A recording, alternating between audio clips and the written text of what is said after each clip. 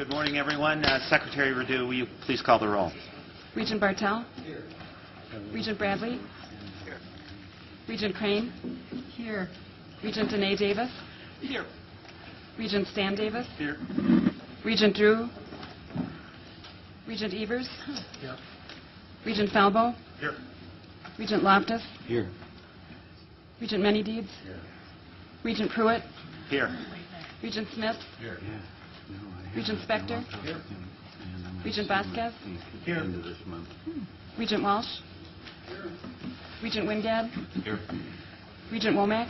Here. A quorum is present. Thank you. I did just want to acknowledge the great work of Regent Jessica Swallenberg on this board. She brought a unique and important perspective to our work, and we miss her today, but we will see her again, I know, very, very soon. Good morning.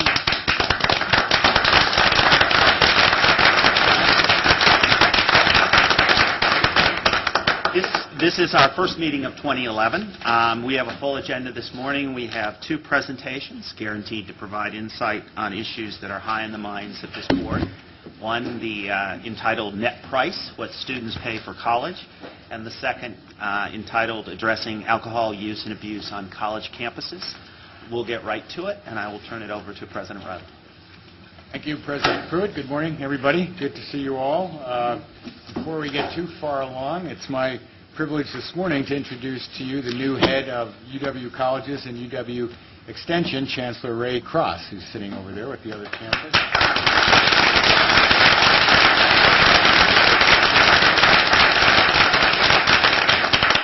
Ray officially started just this past Monday, so loading a board meeting into his first week probably made that even busier than it otherwise would be. Many of you know that Ray was most recently the president of Morrisville State College, part of the State University of New York system.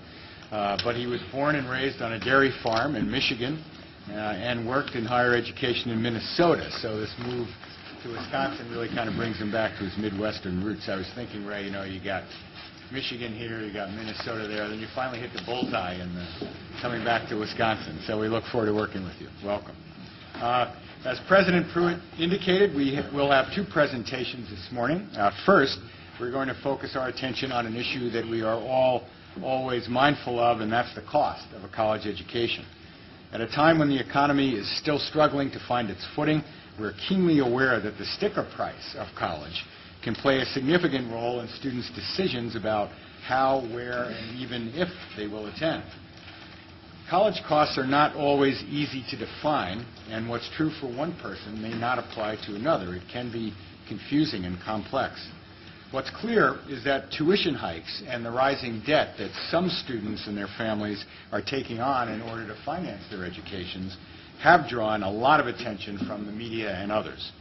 Indeed, we all know that the numbers have gone up. What's often missing, though, in telling that story is the real price, the net price that students actually end up paying. That is, the actual price paid when financial aid and other subsidies are subtracted from the sticker price or the set tuition rate. So looking at the larger picture, some of the findings may be surprising. Last year, we saw increases in Pell Grants as well as new education tax credits. The result for many students was a lower net cost. At the same time, however, we must recognize that this does not necessarily mean that college is more affordable for everyone. Rising housing costs or reduced income levels, for example, could offset such benefits. So while the net cost is down, we have to be cognizant that for a good number of students, financial aid is still not always enough to make college affordable. As the discussions in Washington, D.C. hinge on reducing overall funding levels, there's also growing uncertainty about the future of the Pell Grants, the nation's most significant financial aid program for college students. One major key to keeping college affordable in this country clearly will be fully funding the Pell Grant program at the federal level. Chris Andrews and her federal relations colleagues from around the state and the country are working hard on that in D.C., I assure you. There are also misperceptions about college costs. Too often the conversation about the rising price of college leaves the average taxpayer with the notion that prices are increasing rapidly because universities are not effectively controlling their expenses. In fact, the UW system has made significant efforts to ensure that any tuition increase, the price increase, is moderate and predictable, and that we hold the line on the cost for awarding undergraduate degrees.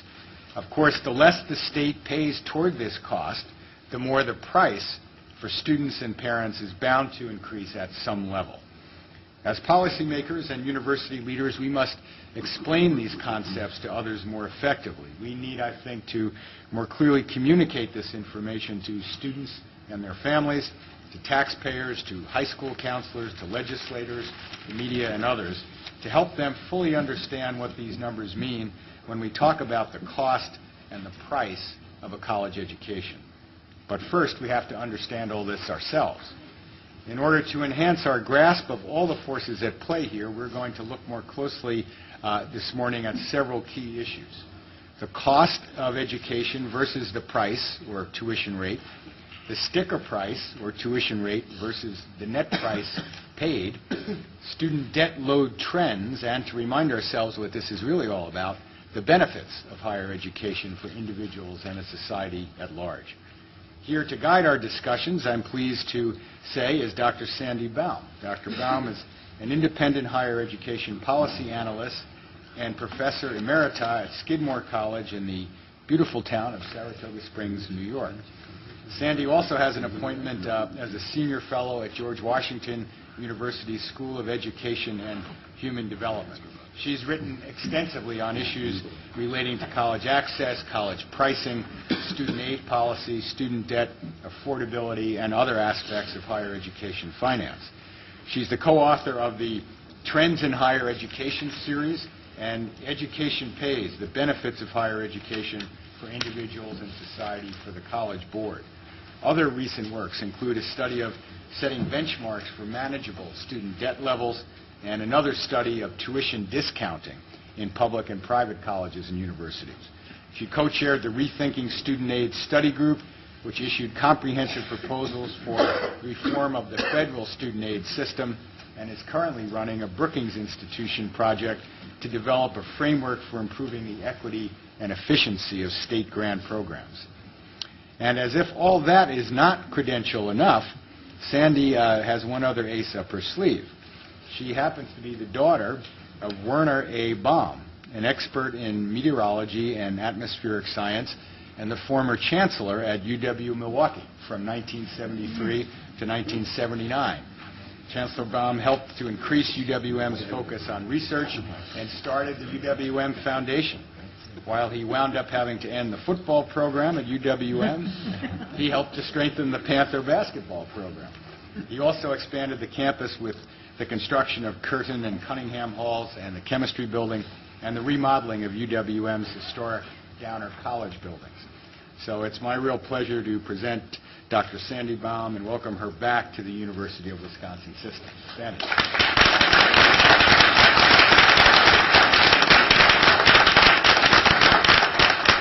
Thank you. I'm so happy to be here. As you might imagine, that's very emotional to me, and I'm very sorry that my father is not around to join us today because he would love it. So thank you very much. That was a lovely introduction and also an excellent summary of the issues that I want to discuss with you today, and so a real starting point. I mean, I think it's really clear that everyone is very worried about college affordability, and it's very difficult to step back from the public sort of discussions that are grounded in panic, and with all due respect to the press, they need headlines, and they need to stir controversy, and so often it is easy to think that, you know, nobody can afford to go to college anymore, what are we going to do about it, the whole thing is going to collapse, and in fact, obviously there are very big problems, and we do have a responsibility not only to reduce the cost of producing quality higher education, but also to reduce the prices or keep in control the prices that people pay. But the fact is that figuring out what does affordability mean is very complicated. I actually had a reporter ask me a few days ago, how many people can actually afford to go to college? Does anybody have that number? I thought, you know, I mean, that's just, even to pose the question in that way suggests that, people don't know how to think about this. Because, of course, what you can afford depends not only on how much money you have and how much whatever it is you're trying to buy costs, but on your priorities, on, what other things cost, but how important it is to you. And if, in many cases, we find that low-income families are willing to spend more on higher education than middle-income families because they just want the best for their children and they're willing to make sacrifices. So, what else are you buying? It's a very complicated question. But I think that looking at some of the concepts behind it can help to get a better picture not only of why people are so worried about it, but of how we can understand it. And let me also say that one of the things that I'm always on a campaign about is that how much you can afford for college is not just a function of how much money you have right now and what the price tag is, but obviously of what you expect the benefit to be. Nobody thinks they're going to start a business by having all the money now and then being able to start it and then keeping the returns. You figure out what you think the returns will be. People borrow money all the time to invest in capital equipment for businesses, but they think that borrowing money to invest in themselves is something that makes less sense. So clearly, it's an investment that people can't afford not to make, and we have to help people understand it, and we have to make it more affordable in some really substantive meaning of that word. So, I have to push a button. Okay. So you have in front of you some slides, and I have some slides that will illustrate some information. I'm very happy to answer questions as I'm talking. Don't feel that you have to wait for me to make a big speech and then ask questions. So, I want to get you thinking, and if I don't go through every slide, that's not the end of the world. It's very clear why it is that people are very worried about the price of college. This is a graph that shows you for 3 decades, 1980 to 1990, 1990 to 2000, and then the most recent decade, the average annual rate of growth in tuition and fees at colleges in different sectors after adjusting for inflation. So in other words, if you look just at the tuition and fee bars, if you look at public four-year colleges, which are in the middle between private four-year and public two-year, in the most recent decade in blue, 5.6%, but that means that over the decade from 2000 to 2010, the sticker price of public four-year colleges went up on average 5.6% per year beyond inflation. In other words, if it just kept track with other average prices in the economy, it would be zero. That's a lot, right? And it's much higher than in the preceding 2 decades at public four-year colleges. So you can see why people are particularly concerned about this now. If you look at the other 2 sectors, you see that actually for private four-year colleges and public two-year colleges, the rate of growth in the first decade of the 2000s, however you say that, was actually lower than it had been in some earlier times. So public four-year colleges are where we see the most rapid price increases. Reason for concern. And then there's tuition fees, room and board, which is, similar pattern, but slightly slower rates of growth. So that's what's happening. This is historically not as dramatically different as people might think. It's a long-term problem, but it's relatively worse in this sector of higher education. Just looking at what are the average prices nationally, and you all know more about Wisconsin than I do, but I want to try to give you some national background and put Wisconsin into that context. So these data come from the Trends in College Pricing Report that I do for the College Board every year. When you see the headlines in October, how much college prices go up this year, that's what this is. So this is for the 2010-11 academic year. For public four-year colleges, for in-state students nationally, the average tuition and fees are $7,605, and they actually went up 7.9% in 2010. That's a very big increase because inflation has not been much. Public four-year out-of-state tuition is obviously much higher. Public two-year colleges remain an amazing bargain with an average tuition of $2,700. I think one thing that is very interesting to note here is the for-profit sector. Now, you all know that the for-profit sector is growing rapidly, and some people see that as a threat to public institutions. Many people see it as a threat to students because some of these institutions do a great job, but many of them don't. Their average price is about $14,000 for a full-time undergraduate student, so it's not cheap. So the threat is not that they're charging less. It's a different threat.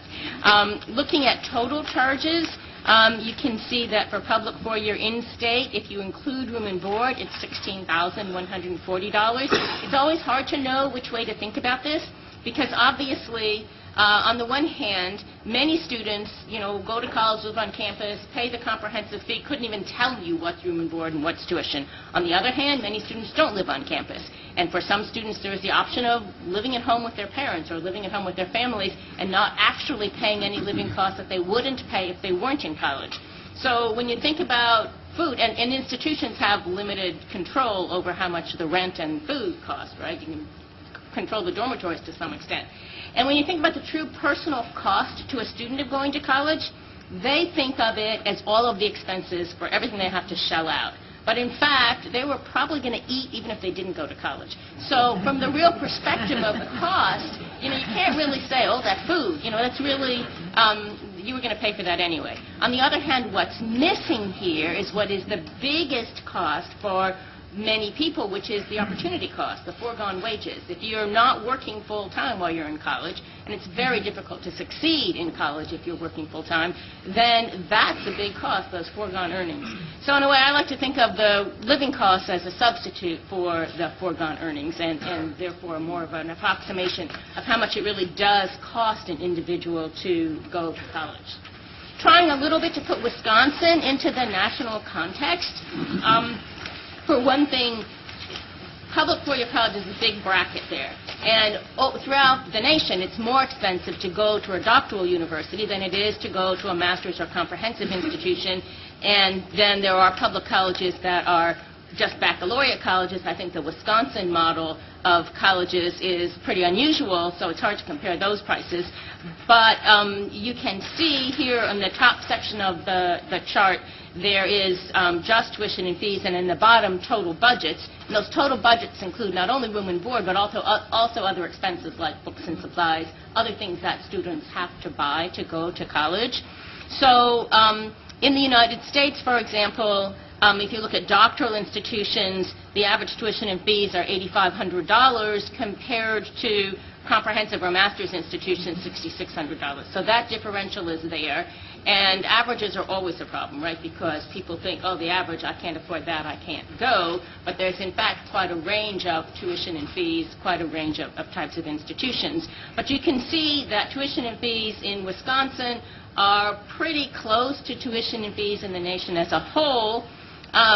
If you look at public four-year altogether, you can see that the Midwest is actually more expensive than the nation as a whole. Tuition and fees in the West and the Southwest tend to be lower than in other parts of the country. So if you compare Wisconsin to the Midwest, then tuition and fees are really lower than they are in most of the Midwest. And if you look at the total budgets there at the bottom, you see that even a Wisconsin doctoral institution, the total budget is similar to what it is for the nation for public four-year institutions as a whole, including those less expensive institutions that I just not said. So sticker prices aren't really what make college affordable, but they are important, and that puts them into context. There is such a thing as sticker shock, that even people who aren't going to have to pay the full tuition and fees actually might be afraid that they're going to have to. They don't have enough information. So sticker prices matter. But they aren't really the measure of how affordable it is for people to go to college, because there is so much financial aid out there to help people pay. And this is really important because, you get people who maybe haven't thought about all of the complexity of the issues, who say, why can't we just make it free? If we just did away with tuition and the state just had high enough appropriations to make it free, then life would be great for everyone. And that's, of course, not true. And it's not true because of what I said before about opportunity costs, about the other expenses people have. If you are a low-income, or if you come from a low-income family, or if you're a low-income adult, even if you don't have to shell out for tuition, you still have to live. And if you don't have help with your living costs, you're going to really struggle to get through college successfully. So low tuition is not necessarily the solution to all of our problems, and as we know, there are many people who actually can pay just fine, who actually could pay the full cost of their education without struggling too much. And so realizing the differences in what people can afford is very important. So we have a big financial aid system out there. We have grants that come from the federal government. We have grants that come from state governments. We have grants that colleges and universities make themselves, more in the private sector, but also in the public sector. And in Wisconsin, it's mostly in Madison where those institutional grants exist. But all over the country, this is increasing the amount of grant aid that public institutions themselves are giving. And then also the federal government has these federal tax credits and deductions for tuition expenses. It's hard to think of them psychologically as financial aid because you don't get them for a while. You have to pay the bill and then you'll get a tax reduction. But they reduce the price of college just as a grant would, and those have grown in recent years. So what this chart shows you is, let's not look just at the sticker prices. Let's look at the net prices. The average price that full-time students pay if you subtract the grant aid that they get and those federal tax credits and deductions. It's a little bit of a complicated graph to look at, but let me try to explain it to you, and you can look at it at your leisure, but the concept is what matters. The blue bottom parts of the bars are room and board, and basically, on average, people won't get enough grant aid to help them pay the room and board. So that's just there to remind you that they have to pay that. But what this shows you is three sectors: public 2-year, public 4-year, private 4-year, over time, 1995, 96, and every 5 years thereafter, up until the current academic year. And there are 2 bars for each year, and the 2 bars show you the sticker price compared to the average net price. So the dark orange segment of the bar shows you the sticker published tuition and fees. And the light orange segment next to it shows you, after you subtract the grant aid, what on average do students pay. So let's just look at the center set of bars, which are for public 4-year colleges. And if you look on the right-hand end where you see 7,610, which is rounded from the 7,605 that I told you was the average published tuition and fees at public 4-year colleges, actually, after you subtract the grant aid that students get, on average in the United States, students attending in-state public 4-year colleges pay $1,540 in tuition and fees. That sounds a lot different, right? Now, some students are paying the full price, and some students aren't paying anything. And so this is an average. And the people with the loudest political voices, who may be the most likely to pay the full price, they don't care about this, right? They care what they're paying. But the fact is that the sticker price is really deceptive in terms of, on average, how much people are paying to go to college. If you look at public 2-year colleges, which are the bars on the left, there is no little orange segment at the top there. That's because, on average, for full-time students at community colleges, grant aid covers their tuition and fees. Which is not to say that they don't have problems paying for college, because they do have all those other expenses that I've talked about. But we do give them enough grant aid to pay their tuition and fees. So we have to think about the problem more broadly. It's not just about tuition and fees. The other thing that's notable is look at those little orange segments in the public 4-year colleges over time. Even though you see the total published price rising rapidly, and these are inflation-adjusted figures, the small orange segments that correspond to the net tuition and fees have actually gotten smaller. In other words, on average, after adjusting for inflation, the net tuition and fees that students pay to attend public 4-year colleges is lower than it was 5 years ago, 10 years ago, 15 years ago. And that's true in the other sectors as well, that it's gotten lower. Now, if you add the room and board on in the public 4-year sector, it hasn't gotten lower, because the room and board is a big component of the expenses. But if you look only at the tuition and fees, average tuition and fees are not going up for students at any kind of institution. So when we think about the problem and why it's perceived as unaffordable, we have to think about something other than how much are people paying for tuition and fees. And one of those things is how much they pay for other things. It's important also what I said about these averages, that if you talk to the people who pay the full price, they're not going to be so happy that there are other people out there getting financial aid if they're not getting the financial aid themselves. But, of course, we want to know who's getting it. I mean, that average, like if you made it free for everybody who has an income over $100,000 to go to the University of Wisconsin, the average net price would fall. But you obviously wouldn't have increased affordability because those people with incomes above $100,000 are the people who would already afford it, and you're not helping anybody who can't afford it. So averages could hide a lot of things. That sounds like a crazy policy, but the fact is, in the state of Georgia, for example, on average, high-income students get more state grant aid than low-income students because it's all merit-based. If you have a certain GPA, you go to the University of Georgia for free. Nobody pays tuition as a freshman at the University of Georgia. If you're good enough to get in, it's free. So they have very generous state grant aid, but no need-based grant aid. It's skewed towards the higher-income students. Fortunately, in the nation as a whole, that's not the case. And this is just a quick look at how does that average net price differ for people at different family income levels. So this is dividing students these are not adult students with the income levels. These are students whose parents are in the picture. And the really important thing here is that for in-state students at public four-year colleges, which is the bar on the far left, they don't pay tuition and fees on average. In other words, fortunately, the grant aid is distributed in such a way that the net price is lowest for the students from the lowest income families and goes up as family incomes increase. So we really have done something very significant in terms of increasing access for low-income students, that they don't have to pay tuition and fees. Yeah. Could you repeat that last point once more?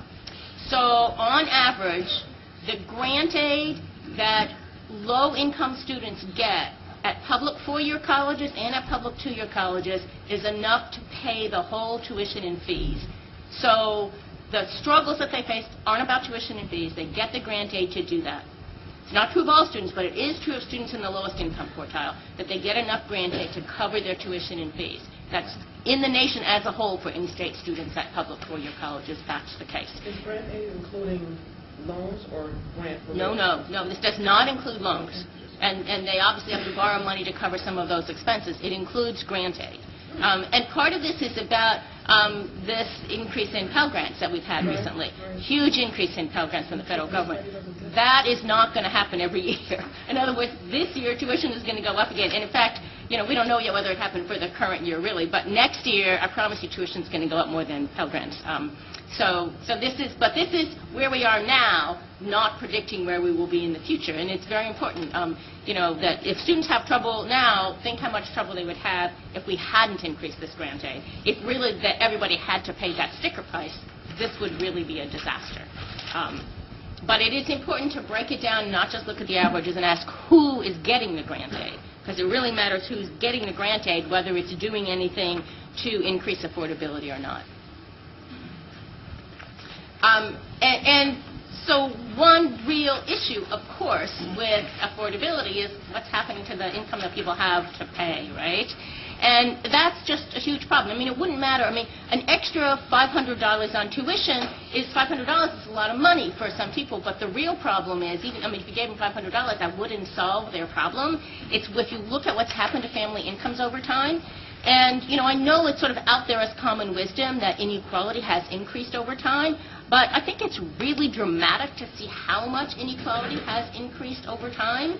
And this graph shows you, again, for 3 decades, it divides the population into quintiles by family incomes.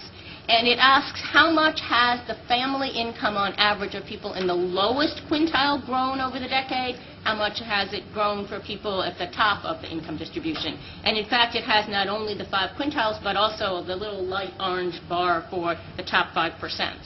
In the 1980s, the incomes on average incomes of the lowest income quartile declined by 4% after adjusting for inflation. So they were worse off in 1989 than they had been in 1979. But if you went up the income scale, for the incomes for people in the top quintile had increased 22% beyond inflation, and the top 5%, they had increased 32% beyond inflation. That's rising income inequality in a dramatic form. And something similar to that happened in the 1990s, although it was a little better at the bottom of the income distribution. So growing income inequality, the rich were getting richer. That's good news for how people can pay for college, right? Because it means that the people at the top of the income distribution can pay those price increases that we looked at. It shouldn't be that much of a problem for them. Their incomes are much higher than they were before. But if you look at what happened in the most recent decade, and it's not surprising knowing what has recently happened to our economy, but it's still increasing income inequality. It's worse for people at the bottom, but the people in the top didn't see their incomes grow either. Nobody did. And this doesn't say anything about savings, right? And we know people's savings were depleted. This is obviously a huge problem for not only the perception of college affordability, but also how people actually pay. So people who thought life was fine and their incomes were going up every year and they could pay without trouble, now suddenly realize that life is not so fine. And this makes it a much more difficult problem. So it's important to recognize that as a very real problem, but also to recognize the inequality issues. That as big a problem as it might seem to a family making $100,000 a year, it's a much bigger problem to a family in the lower half of the income distribution, right? And if we can't solve all the problems for people, we have to prioritize and figure out which problems we are going to solve, because obviously the state has problems of its own.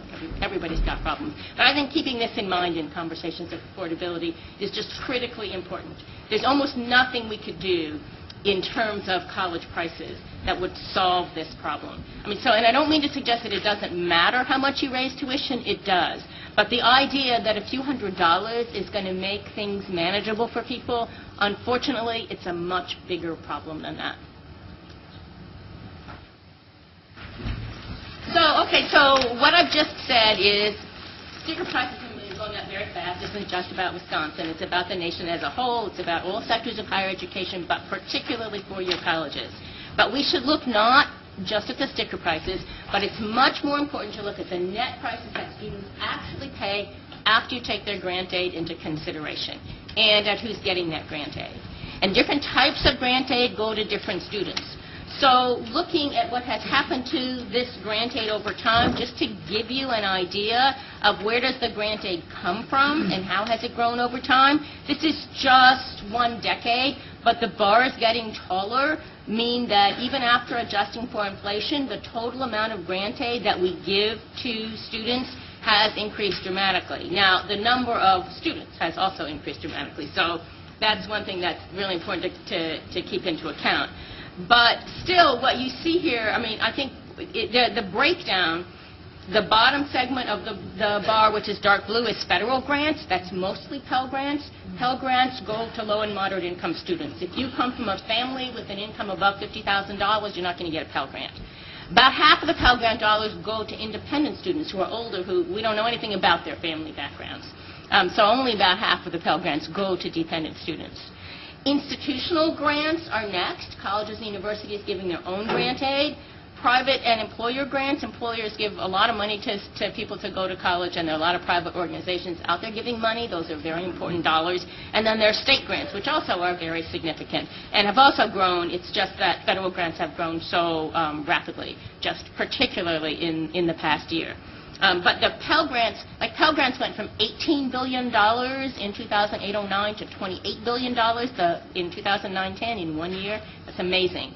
But Pell Grant expenditures have been growing rapidly, but so many more students are going to college, and so many more students are eligible for Pell Grants because their incomes are declining, that the amount of Pell Grant that every student gets hasn't grown nearly so rapidly as the amount that the federal government is spending. Real problem. I think we have a real problem to tackle at the federal level with what to do about this, because they're not going to keep increasing their expenditures at the rate that they have been. But state grants are also a very important part of the financial aid packages. And as I said when I mentioned the state of Georgia, they're really different in different states. Wisconsin gives need-based aid, and that means that the grant monies are more targeted towards students who actually need the money in order to pay. That's not true all over the country. So in the United States as a whole, if you look at the grants that states give to their students, about a quarter of those grants are not need-based. In other words, they're distributed to students without any regard for their financial circumstances. And that's just, they have different agendas, and so they have different goals, and they're designing their state grant policies differently. If you look at the growth in need-based grant aid in Wisconsin, it has been more rapid over the past 5 years than it has been in the nation as a whole.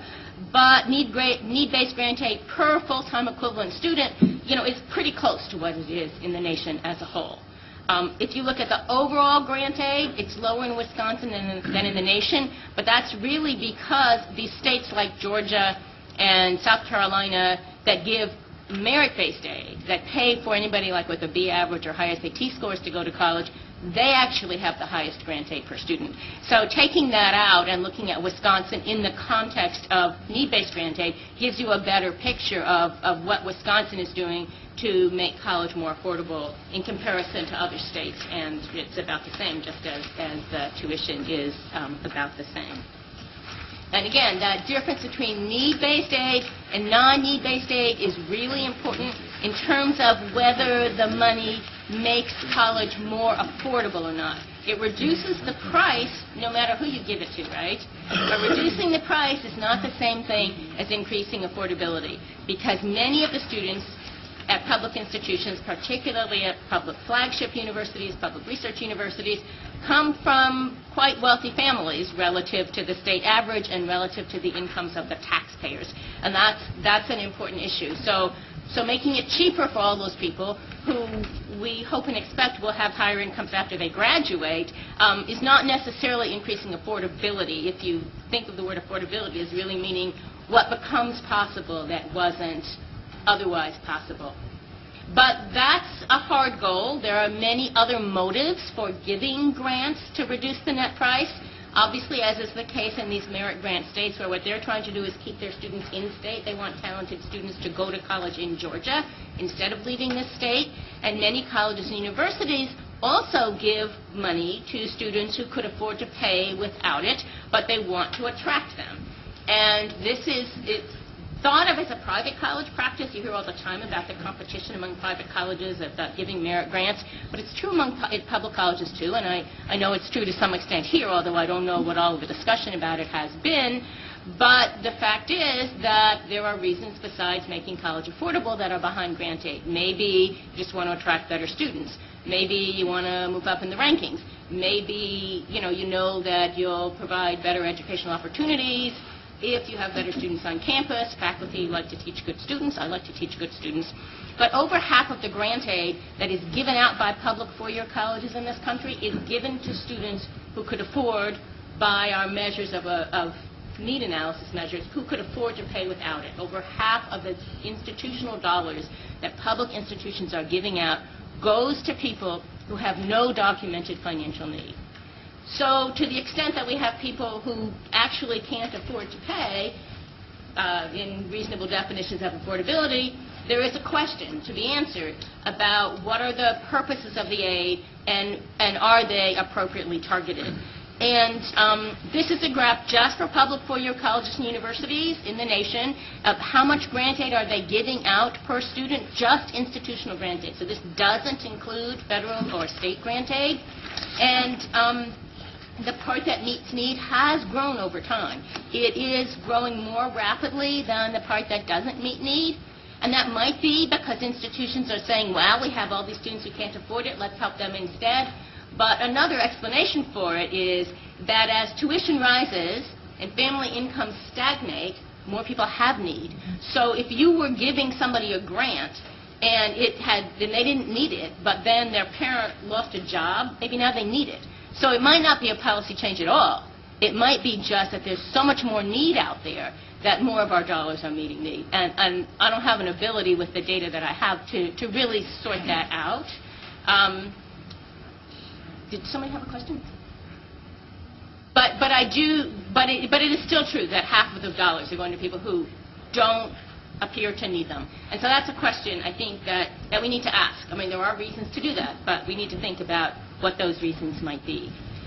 One of the results of the price of college going up so fast and of giving some of the grant aid to people who don't actually need it is that there are more people who have to borrow more money, right? Now, the student debt question, I think, is another one of these areas where the panic is over the top. Like the headline, students are drowning in debt, the next generation will never be able to get out from under the debt, what's happening to the default rate. You could think we can only solve this problem by making sure students don't have to borrow money. Well, that makes no sense at all. As I said earlier, this is an investment. The expected rate of return is very high. It's reasonable for people to pay a significant portion of the cost of their own education and to borrow some money to do it. And if you look at actual debt levels, I mean, about a third of the students in this country who earned bachelor's degrees in 2007-08 didn't borrow money at all. Their parents may have borrowed money. They may have credit card debt. We didn't, that's hard to measure. But two-thirds of bachelor's degree recipients do graduate with debt. On average, that debt is somewhere in the $20,000 to $25,000 range. This shows you for this. Up here it shows you for public four-year. In your handout it shows you for private four-year. I apologize for that. So I realized at the last minute and substituted the graph. But the average debt with which these students graduate hasn't increased very much in recent years after adjusting for inflation. More students, a little bit, are borrowing. At public four-year colleges, it's really under 60% of the students are graduating with debt, and it's about $20,000.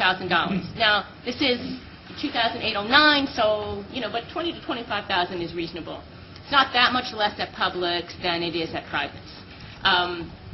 So it is inching up there. And the real problem, though, is not this average student, right? I mean, the average student graduates with $22,000 in debt, goes out, buys a car, borrows another $22,000, and now has a lot of debt, right?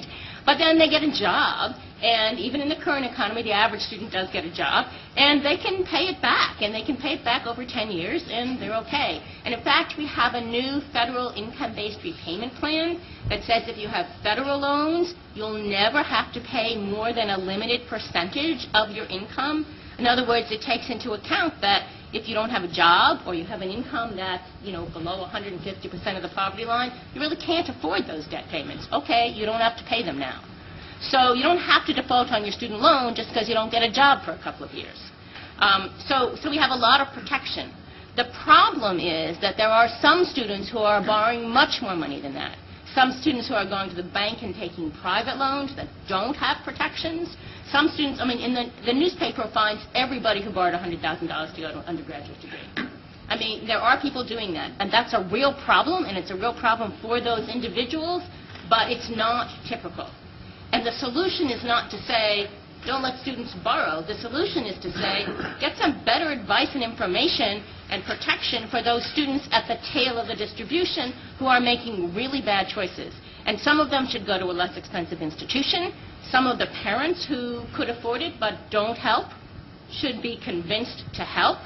People should take federal loans and not private loans. There are lots of things that people could do differently, and it's unavoidable for some people, but we have to worry about protecting those people. And there are, of course, people who don't get a job, and there are people for whom education doesn't end up paying off.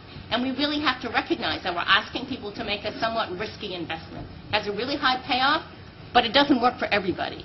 And we have to protect those people for whom it doesn't work. Otherwise, we're going to lose a lot of people, because they see what could happen to them, what's the worst outcome. And the worst outcome could look a lot worse than just saying, I'm not going to go to college, I'm just going to get a job. So focusing on those people is important, but thinking of people who are in dire straits because of their student loans is important, but it's not representative. And making that distinction, I think, is really, really important. It's just terrifically important.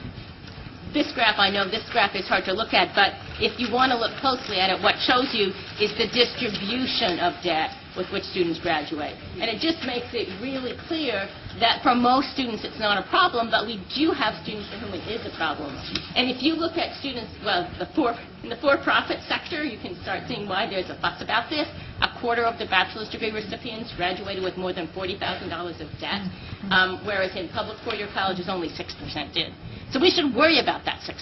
We should probably worry a little bit about the 6% who graduated with $30,000 in debt from a public four-year college. But worrying about that 12% and worrying about students having debt, those are two very, very different things, very different things. And so I just think that's really important. If we start saying, oh, don't borrow money to go to college, we're going to really significantly reduce the number of students that we can educate. And we don't want to do that. It's really important. And I think in this whole conversation, keeping in mind the payoff is just critically important. And as I said, I think the two things that are important are, one, the payoff is very high on average, and two, It doesn't pay off for everyone, and we have to know that. We have to know that both to interpret the stories of failures and to protect people against failures. A growing number of voices are out there saying, actually, maybe so many people shouldn't go to college. Maybe college doesn't pay off so well anymore. Maybe, too many people who aren't smart enough are going to college. And it's not clear to me. I mean, I think whenever you ask these people about their kids sure as hell always go to college, right? We're talking about other people's children. And that is just a huge problem. I did a 2020 interview with John Stossel, who I guess now is on Fox News, and his whole thing was it's not worth it, we should discourage people from going to college, and I did my homework ahead of time and found out that he had a kid who had gone to Haverford and a kid who had gone to Wesleyan. My daughter went to Wesleyan. I said, oh, so do you have children? Did they go to college? Wesleyan, my daughter went to Wesleyan. How was your daughter's experience? It was great. And then when I said, well, why, how come you were willing to pay that kind of money and it was worth it for your kids? And he said, my kids are smart. And I really think that's the common answer. But there are growing voices, also among at least one vocal economist about this. And, I mean, the fact is that the payoff to going to college doesn't have to keep rising to make it worth it. It's very high. And even when the earnings of college graduates stop growing, if you look over time, the payoff to college hasn't grown so much because of the increase in earnings for college graduates as because of the decline in earnings for people who don't have a college education. And that's not a happy story, but it's still, the payoff is what's the difference in what you earn as opposed to what you would have earned. And just looking at earnings, of course, doesn't control for the characteristics of the students. It's not all causation. There's a lot of good research out there. Causation explains most of the difference. And the fact is, if you don't go to college, your prospects are bleak. Unemployment rate is twice as high. An important factor is college does not necessarily mean a 4-year liberal arts degree. College means post-secondary education. And for some people, the right answer is a short-term vocational program. For some people, the right answer is a community college. And for some people, the right answer is a bachelor's degree in philosophy. We need all of those things. But all of those things come under the rubric of college. All of those things have a payoff. And in fact, much as I think we really need to be concerned about the fact that students are not adequately completing their degrees, the fact is that the evidence suggests that every year of college makes a difference in the labor market. So even if you don't complete your degree, that doesn't mean it's a waste. It doesn't mean the state has wasted its money on you, and it doesn't mean that you've wasted your own money. Every year pays off. Now, completing a degree pays off more, and we really need more people to complete. But I think tackling that question, is it worth it? Is it worth it for the state to fund it? Is it worth it for students to invest in themselves? And the answer is a resounding yes. There's lots of information out there. Much of it is correlation, but a lot of it is also causation. We don't know how much of it is human capital, like you're really a more productive person, and how much of it is a signal. I've got this piece of paper. But in any case, from the student's perspective, they need that piece of paper and they need that education. And as an economy, we really need this. So we need to think about how we can finance to increase opportunities and to increase access and success. And that means we have to target our funds. We know we don't have unlimited funds, but we have to make sure, again, that it's not out of reach, for anybody who can benefit from it. And that means some people may have to pay more. Some people do have to pay more, either as taxpayers or as students. Some people can't afford to. But if we can understand, I think, the difference between sticker price and net price, something about why the prices have gone up, and what we can do and what we have done and what we have to do in the future to make sure that individuals have this opportunity and that the nation has this opportunity to grow its economy, understanding these basic concepts, I hope can make us design better public policies. Thank you. And I hope you have some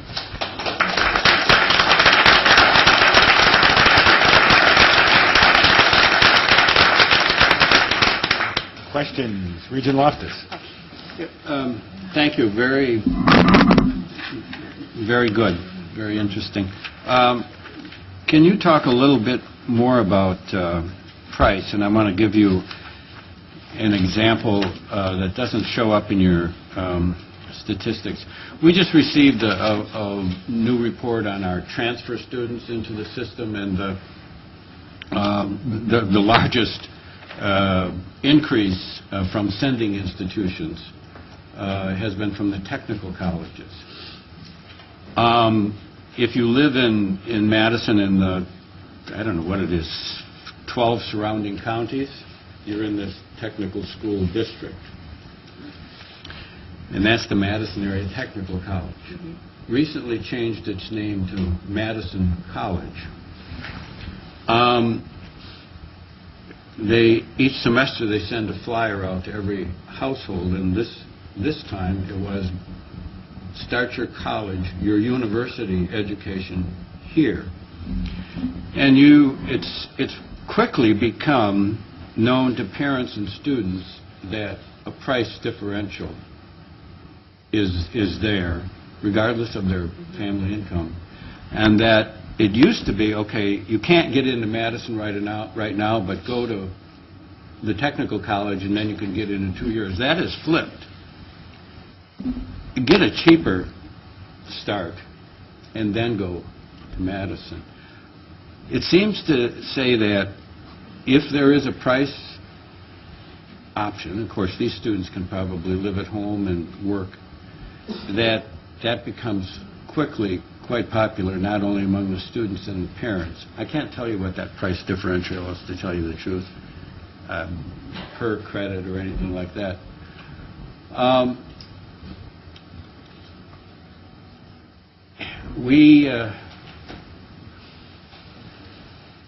guess we don't know whether to encourage that or discourage that, or it just is. Well, no, I think it's a really important question because, I mean, for one thing, we do know, and I don't know in this particular case, but nationally we certainly know that enrollment in two-year public colleges has grown much more rapidly than enrollment in four-year colleges, but total enrollment has grown too. And one of the reasons, I mean, it may be people who would have gone to a four-year switching to a two-year, but some of it is certainly more people are going to college, and the people who wouldn't have gone to college before but are now going are highly likely to go to the two-year institutions. I mean, nobody, like, there are very few people at Madison who wouldn't have gone to college if they hadn't gone to Madison. They would have gone someplace else. So that's part of it. So for some people, it's obviously a good idea, but it's actually a real concern because, and I think some of you, I guess it was last year that my husband, Mike McPherson, who co-authored a book called Crossing the Finish Line, came and spoke to you. So you've heard this, but there's a lot of evidence that if you start at a two-year institution, the probability that you'll ever get a bachelor's degree diminishes considerably. I mean, controlling for the characteristics of the students. Even the same student is much less likely to ever earn a bachelor's degree. Now, there's some people who are clearly going to earn a bachelor's degree no matter what, and maybe it makes sense. But it's not like the solution for the problem for many students, and particularly students from low-income first-generation families. They are likely to have a harder time actually countering the sort of norm at institutions where most people don't end up with a bachelor's degree. I mean, it appears, we don't know exactly what the reasons are. Part of it is the academic content. Part of it is obviously the atmosphere and the expectations. If you're at an institution, because it happens at less elective 4 years, you're less likely to complete. If you're at a place where everybody expects that they will and you will get a bachelor's degree, you're more likely to get one. Now, again, everybody shouldn't get a bachelor's degree, so you don't want to discourage people from going to these institutions. Another issue that's complicated in terms of not the price. We know the price is lower, but the cost, it's a lot harder to figure out. We think of two-year colleges as lower cost per student. But lower cost per student on average is different from lower cost per first-year student, right? So we know that at a research university, the first-year and second-year students are cheaper to educate than the upper-level undergraduates and the graduate students. And we don't have data that breaks this down well. So we don't know how much money it actually is saving the state to send a student to the less expensive, lower-cost institutions. So I mean, of course, for some students, it's the right answer. It depends on what are they interested in, what is the quality of the education. That varies across institutions. But as blanket advice, it worries me. Regent Walsh and then Regent Crane. We need to make decisions, and we often do it against averages, and the averages you have are national. And my question is, do you have some suggestions for other subgroups to compare ourselves to? For instance, we often talk about being the lowest cost in the Big Ten, but low aid. I mean, these figures are very interesting, but I'm not sure it helps us when we say to ourselves, we're Wisconsin, who are we comparing ourselves to? Do you have some suggestions? Yeah, I mean, obviously you can compare Wisconsin to other states, but really what you need to know is what is Wisconsin for the people in Wisconsin, right? And so you want to make sure you compare the incomes and the distribution of income. And that is different in different states. So again, it's not, I mean, a lot of times people will look at what's the average net price in the state relative to the median income in the state. But again, it's hard to say that that's a good measure because you really need to look at what is the average net price for students from different family backgrounds, from different income levels, and compare those net prices. I mean, and, you know, if you find out that it's a lot cheaper to go to college in Florida and a lot more expensive to go to college in New Hampshire, it's not clear that that has any particular implications for people in Wisconsin, right? I mean, you know, it might look good or bad, but what you need to know is what are the circumstances of the people in Wisconsin, and are they able to make this investment? And so I think that really looking at different kinds of institutions and students from different circumstances, where are they going, how much are they paying, where are they getting the money that helps them, and what kind of information do they have, is the only way to figure it out. It's really more, I think, of an inward focus on what are the struggles that people face. So if you found out that people from families, I mean, look, if you look at the distribution of income at the different institutions in your system, that's one thing that's interesting to look at. And then at these institutions as opposed to the colleges and the technical colleges and the private colleges. So, you know, I don't think that, I know people want to benchmark, and obviously finding similar states with similar income levels would be the best way to benchmark, not necessarily the neighboring states. And then really looking at what are the circumstances facing people from different income circumstances is the best way to figure this out. Regent Crane. Would you speak to the growth in private colleges given the cost? For-profit? I mean, for-profit, yeah.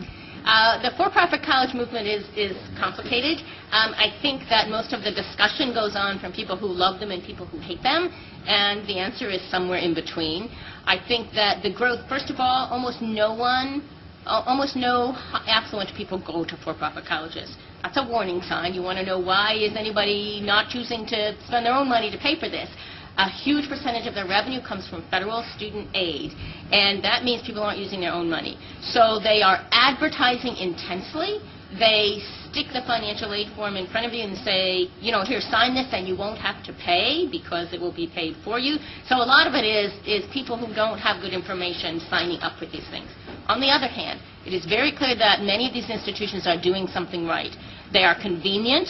You can either do it online or go to the local shopping mall. You can take your classes whenever you want to. They start like every month, and they meet at all times of day, and they really work hard on making it consumer-friendly. And we don't like to think in higher education of consumers and producers, but the fact is students, particularly at-risk students, respond to that. And some of them do a very good job. They do a lousy job of producing bachelor's degrees. They do a very good job of producing short-term certificates. And they're growing unbelievably rapidly. We need to watch them. We need to protect against them, but we also need to learn from them. I agree. Chancellor Levin-Stankiewicz. Yep, I do too. Brian Levin-Stankiewicz, Chancellor at University of Wisconsin-Eau Claire. There's been a lot of chatter in certain quarters lately about student loans becoming the next pool of toxic assets, so to speak.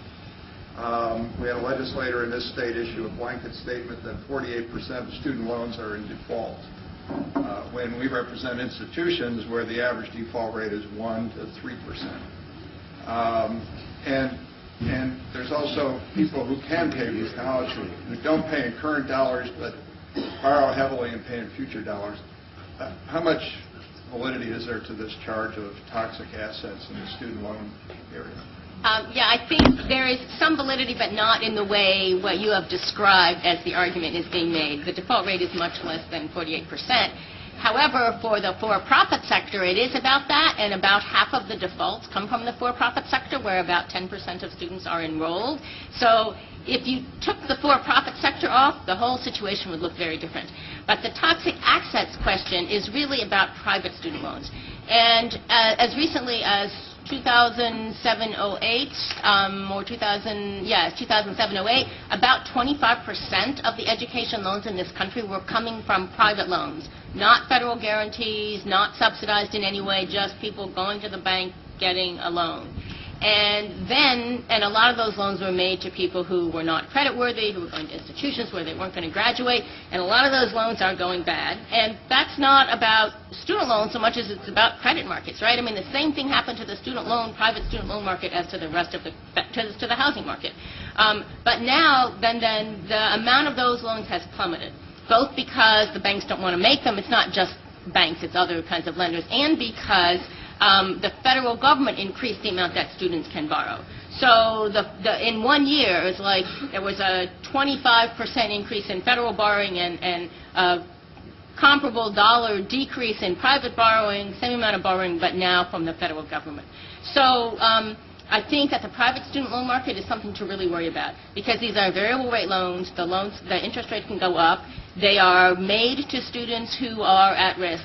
And there is a high default rate, and they are, you wouldn't want it, they are toxic assets, and there is a very high default rate. And I think students should be, to the extent possible, protected from private student loan markets. It's very different to take federal loans. There's a limit on how much they can borrow, although it's a pretty high, reasonable limit now. They are protected. They are guaranteed by the federal government, so it's not if anybody's going to suffer, it's the taxpayers. But they have, as you said, not such a high default rate if you take out the for-profits, and students are protected. And we just have to be really clear that borrowing makes sense and that it's more moderate. And I would say put out the data about your institution and your system so that those are the data people are looking at rather than the national numbers that include this really problematic sector. Chancellor Gall, and then we'll come back to some Regent questions. With our appropriations declining so dramatically and the pressure to hold down tuition, it's nice to be reminded that borrowing is not necessarily bad. I don't know that we'll ever get to where the British are, but with that new model, with not much of a subsidy, tuition raised significantly, but as I understand it, very good loans for everybody so that everybody can still go to a university or college, and then the repayment based on income and that kind of thing.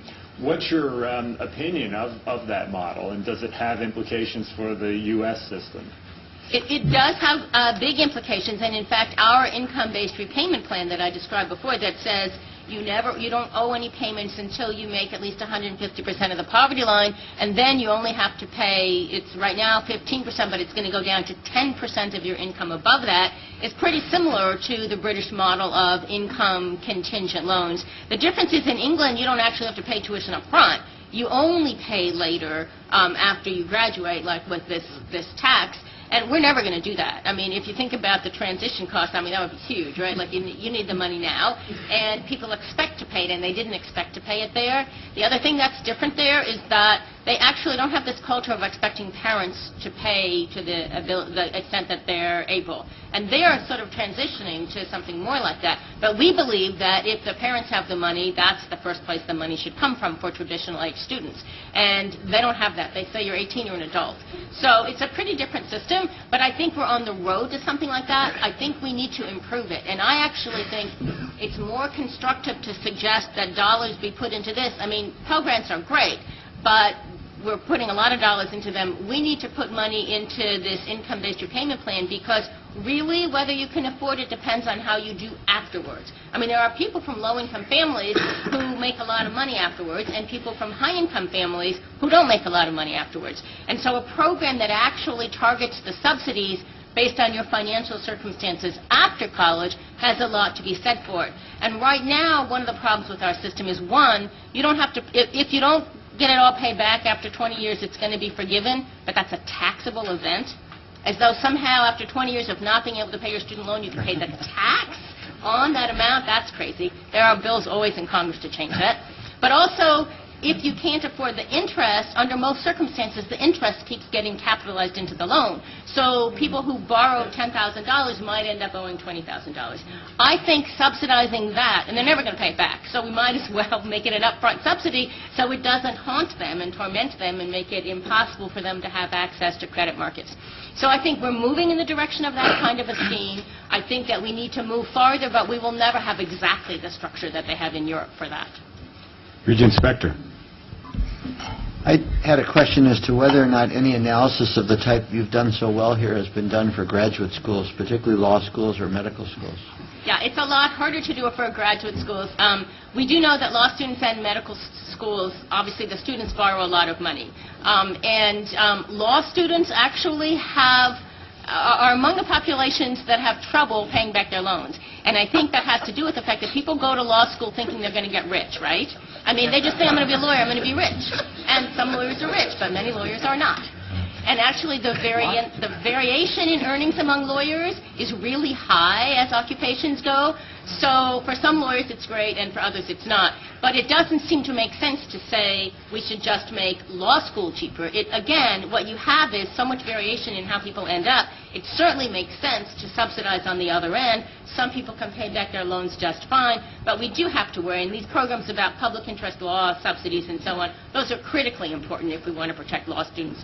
Medical schools, I actually was involved a few years ago in a project on medical school debt with the American Association of Medical Colleges. And of course, doctors think they're poor long before other people would call it poor. And again, though, huge variation. I mean, really, if you're a neurosurgeon or a pediatrician, it's really different if you're in a rural area. So again, I think that the solutions to those problems for professional schools have to be targeted to the needs of those students and their graduates. Because the idea that the public should be paying to make it free or lower cost to go to law school because we need more lawyers is not necessarily a good sell. We had a lot of lawyers who said. Regent Mingay. I don't think law students ever intend to pay them. Okay. So as you said, many public university systems in this era of declining state support are trending towards higher tuition and hopefully forms of higher aid per student. But the factor that I have difficulty kind of inserting into that decision of whether we should move to that model is sticker price, and how, and you alluded to that, and how sticker price could affect the decision of students. And so would you have any suggestions in how we should incorporate sticker price, or if there's any research out there into how to incorporate sticker price into whether or not we move toward that model or how we move towards that model? Yeah, I mean, sticker price is important. It's important for some people because they pay it. It's important for other people because they're afraid of it even though they don't have to pay it, right? So the people who actually end up having to pay it, if you don't get any federal grant aid or state grant aid or institutional grant aid, probably you are at least in the top half of the income distribution. And probably if you decide that you can't afford the University of Wisconsin, you're going to go someplace. So while it would be great if everybody could go to their first choice institution, that is not necessarily the social problem at the top of the list, but it is a very big political problem because it's a big political voice.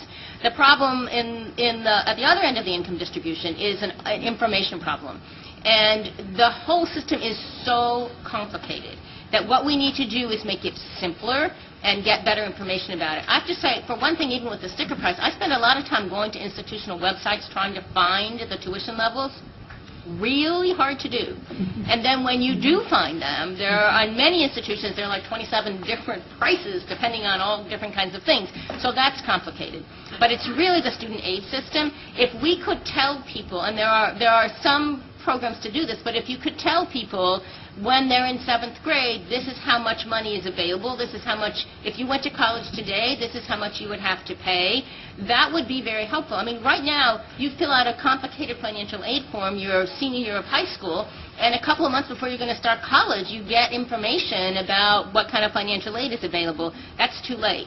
One thing I've recommended to the federal government, and I think state governments could do the same thing, is why not, when people file their taxes, if they have a dependent child, why not send them a notice, the kind of notice you get from Social Security about what your Social Security income would be? Say, if your child were going to college right now in the state of Wisconsin, these are the average tuition and fees, this is the Pell Grant for which they would be eligible, and this is the Wisconsin State Grant for which they would be eligible. And here are some other sources of aid.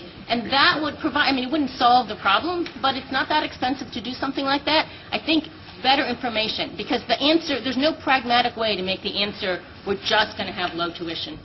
So is there any research on what percentage, or if there's an amount of students out there that otherwise would be able to attend college that don't because of the sticker price? Has anybody... Well, I mean, that's hard to separate. That don't because of the sticker price is really information, because if they don't because of the sticker price, I mean, what you would be testing is they don't because of the amount they have to pay. Right. And I would say that most of the research that purports to say how many students don't go to college because of the money is pretty flawed. I mean, it's really hard to sort out how much is because of the money, how much is because of information, how much is because they didn't prepare academically because they thought the money wouldn't be there. No, we don't know, but there's a lot of evidence that if you give people better information, they will respond differently. And you're right, sticker shock is a problem, but the two solutions are information and lowering the sticker price. Regent Davis. I guess I'm really glad that Wisconsin is such a high percentage based on need. I wonder whether you have information on, what percentage of states are like us that way versus those who are merit, as you described, Georgia and South Carolina. And is there a trend one way or the other to more one or the other? And because I'm really concerned about the other comments you made about likely Pell Grants going down and all that kind of stuff. So it would seem to me that that's going to mean more pressure or to have state aid be going up, maybe. And so I'm just trying to see whether that quintile chart really bothered me, the family income quintile chart. So I'm trying to craft a question. I hope it's No, yeah. Well, there are about a dozen states that are heavily into merit aid. Most of them are in the South, although New Mexico is one of them, and there are a couple in other parts of the country. It grew very rapidly. It started in Georgia in the early 1990s, and then a lot of states followed suit. But it's pretty much leveled off at, again, about 28% of the state grant aid being non-need based. And the thing is, it's really different. Like if you look at a state like Georgia, where incomes are relatively low, and in many of these southern states, incomes are low, which means that more of the merit aid goes to people who couldn't afford to pay without it because they're more low-income people. So, and the good thing about these programs is that they're simple and straightforward. If you grow up in Georgia, you know. If you get a B average, your college is paid for. And that has worked well.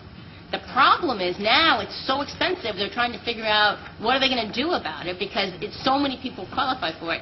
And there's political resistance to putting an income cap on. So they're probably going to raise the grade point average, which is going to make it worse because the higher the grade point average, it's basically the more you cut out low-income people. But the trend, so I would say the trend has leveled off. States are not moving towards that, and they're going to be much more hesitant to institute these broad-based, merit-based programs because they can now see how expensive they become. There are some states, like in Kentucky, they have a mix of need and merit, and what they found was they had this good merit-based program, and they realized only the low-income students weren't getting the tuition paid for, so they instituted more need-based aid, which is great, but you might as well in the end make it free because everybody's getting it paid for. So I think it's a problem, but saying that if Pell Grants don't keep up, the states will fill the gap, that's really a stretch, right? It's not that the state budgets are doing better than the federal budget. No, I wish we'll think that. Yeah. All right, we have, I think, 3 more regents who want to ask questions, and then we'll have to wrap it up given the time. So let me go to Regent Womack and Regent Bartel, and then back to Regent Loftus, and we'll wrap it up. Actually, she just answered my question. It was regarding state aid, so I would defer to another regent. Thank you. All right, Regent Bartel. Well, I just wanted to say that I was very impressed with your husband's presentation to this board a year or so ago, and I read his book, and it really influenced my thinking on this subject, and now I'm very impressed with your presentation. You both and let me see if I'm right about this, you both come to the same conclusion with respect to the focus of limited financial aid. You both feel that it should be directed to the lower socioeconomic quartile or quintile. For different reasons, really. They're related. From your standpoint, it should be directed to that segment because it brings more people into college who wouldn't otherwise go. Higher quartiles can afford it and would likely go anyway. Your husband said, and I think he's right, that it tends to those people tend to make it all the way to the end. And it's partly for the same reason that they can. Otherwise, they couldn't afford to go that far. So, what you're saying is that Wisconsin, among other states, is doing it the right way, focusing limited financial aid on need-based as a need-based assistance to students. Is that right? Thank you, first of all. And we talk about these issues a lot, as you might imagine. You do. And we both would emphasize both of these issues, and it's a matter of what we were speaking about. I would say that, and yes, we do think Wisconsin is doing it right in that way. Two qualifications. One is that at this point, basically we're doing a much better job of getting people into college than we are of supporting them through college. And I do think that the focus has to be on how we get the people who go to college to succeed.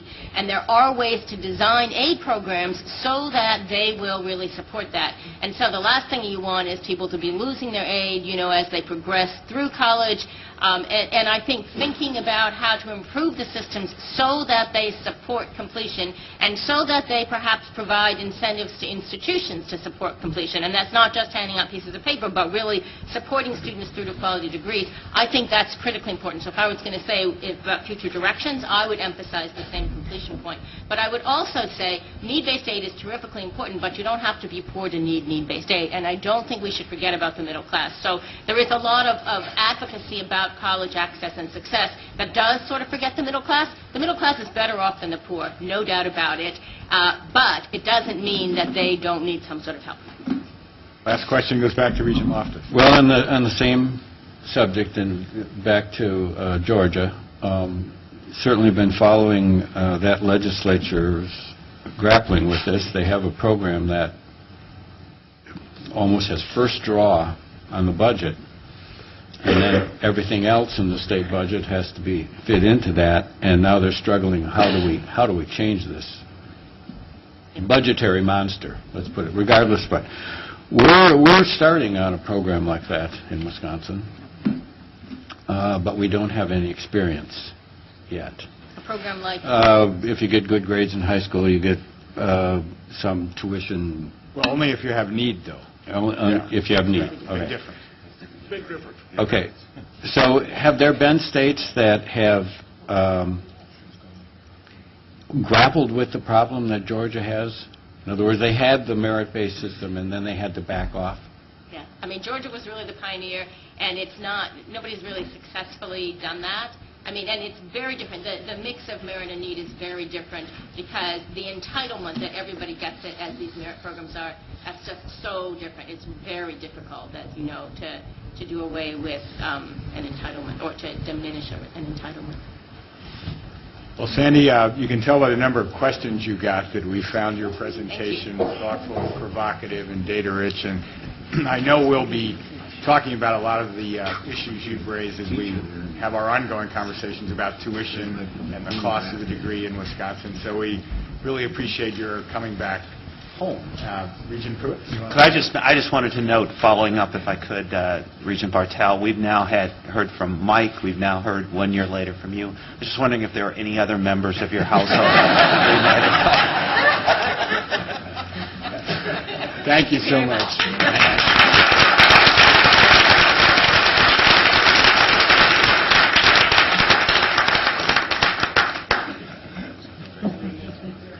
Over to you. Okay. Thank you. Our next topic for discussion is alcohol use and abuse on college campuses.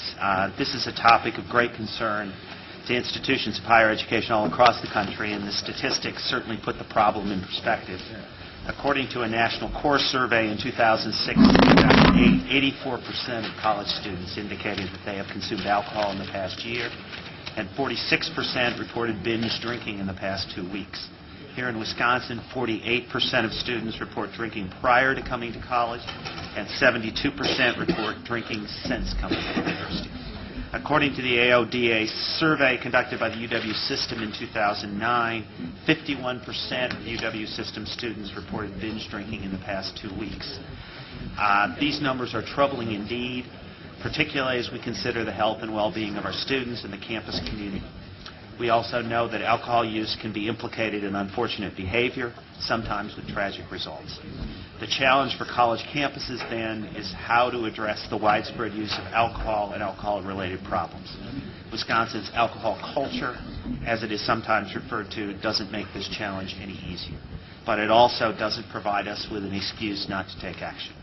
Since 2001, the UW system has worked to take a more coordinated approach to addressing the problems caused by alcohol and other drug abuse at its institutions. The system's Alcohol and Other Drug Abuse, or AODA, committee, currently chaired by UW Parkside Chancellor Deborah Ford, developed an AODA survey and has administered it to UW students 3 times since 2005, most recently in 2009. Following each survey, the Regents have been briefed on the results. The UW system has also opened the conversation on this topic to a broader audience, recognizing that this is an issue that clearly transcends campus boundaries. In May of 2009, UW Eau Claire hosted the UW system's first Wisconsin IDEA Public Policy Forum, where the main focus was alcohol abuse. More than 200 people from all walks of life attended that forum. As an educational institution, it behooves us to educate students about the use, misuse, and abuse of alcohol, whether it's on our campuses or elsewhere. This is an issue of great importance to the board, and is in that spirit that we are having today's presentation. Here to lead our discussions on this topic is Brandon Bastide, founder and CEO of Outside the Classroom. Outside the Classroom is an organization founded in 2000 to provide alcohol education training at colleges. Mr. Bastide, who is also a Duke University trustee, is going to provide us with a national overview of alcohol use on college campuses. He will also address the negative impact alcohol plays in student retention and graduation, both key concerns for our growth agenda and more graduates for Wisconsin initiatives. Mr. Bastide, incidentally, was quoted in a USA Today article earlier this week on this subject. In the article, he noted that the tough economy seems to be having a sobering effect, literally, on incoming college freshmen, with an increased number of students entering college reportedly abstaining from alcohol. In part, he suggests this may reflect students taking college more seriously. We look forward to hearing more from him. But first, I would like to turn the floor over to UW Parkside Chancellor Deborah Ford, who is the chair of the UW System's AODA committee. Chancellor Ford. Well, good morning. Regent President Pruitt and President Riley, on behalf of the AODA committee, thank you for the opportunity to share important information about the use and abuse of alcohol on our campuses. From the information that Regent Pruitt shared about the statistics nationally and on our campuses, we know that alcohol use and abuse negatively impacts a student's ability to succeed in college. This morning, Brandon Bastide from Outside the Classroom will provide a national overview on how high-risk drinking and its negative consequences are long-term problems that are deeply woven into the cultures on our campus and in our communities. In a 2002 article from Trusteeship that is included in your packets, Mr. Bastide stated, and I quote, "Making a difference in such problems requires social change, and inspiring social change is the ultimate challenge of leaders and organizations. Armed with a clear sense of purpose, administrators and students become the architects of their own culture. When that happens, real progress is possible." End quote. Well, here in the UW system, I believe that we share a clear sense of purpose to confront the issues of excessive drinking and the drinking culture on our campuses and in our communities. And we will work together to reduce the negative impacts of drinking on students' success. Following Brandon's presentation, I will provide a brief summary of the campus-based initiatives led by our AODA coordinators and the UW-AODA committee. We will also allow time for questions. Let me introduce Brandon. Brandon Bastide has led Outside the Classroom from its inception in June 2000 to its status today as a global leader in student alcohol prevention research and programs. Outside the Classroom has created widely adopted programs addressing high-risk drinking, sexual assault, and mental health, and these programs have been used by more than 500 colleges and universities and secondary schools in North America, including the majority of the top 100 ranked schools according to U.S. News and World Report. Alcohol EDU is the company's flagship program. It is the most widely used internet-based course in the world, having been taken by more than 2 million students. Outside the Classroom was the winner of the 2009 American Business Award, Stevie, for the Best Corporate Social Responsibility Program. As Regent Pruitt noted, Brandon is a former Duke University trustee, where he served on the Student Affairs Committee, and a former member of the Terry Sanford Institute of Public Policy Board of Visitors at Duke University. Brandon is the author of numerous articles and academic papers and has been featured in publications including the New York Times, the Chronicle of Higher Education, the Wall Street Journal, Trusteeship Magazine, Leadership Exchange, Campus Safety Journal, and as noted earlier, he was featured in an article Monday in USA Today, where he commented on the new national data that shows the percentage of incoming freshmen who abstain from alcohol has jumped from 38% in 2006 to 62% today. I'm going to let him tell you a little more about these very encouraging new data. So please welcome Brandon Bastide to the University of Wisconsin and to Madison, Wisconsin.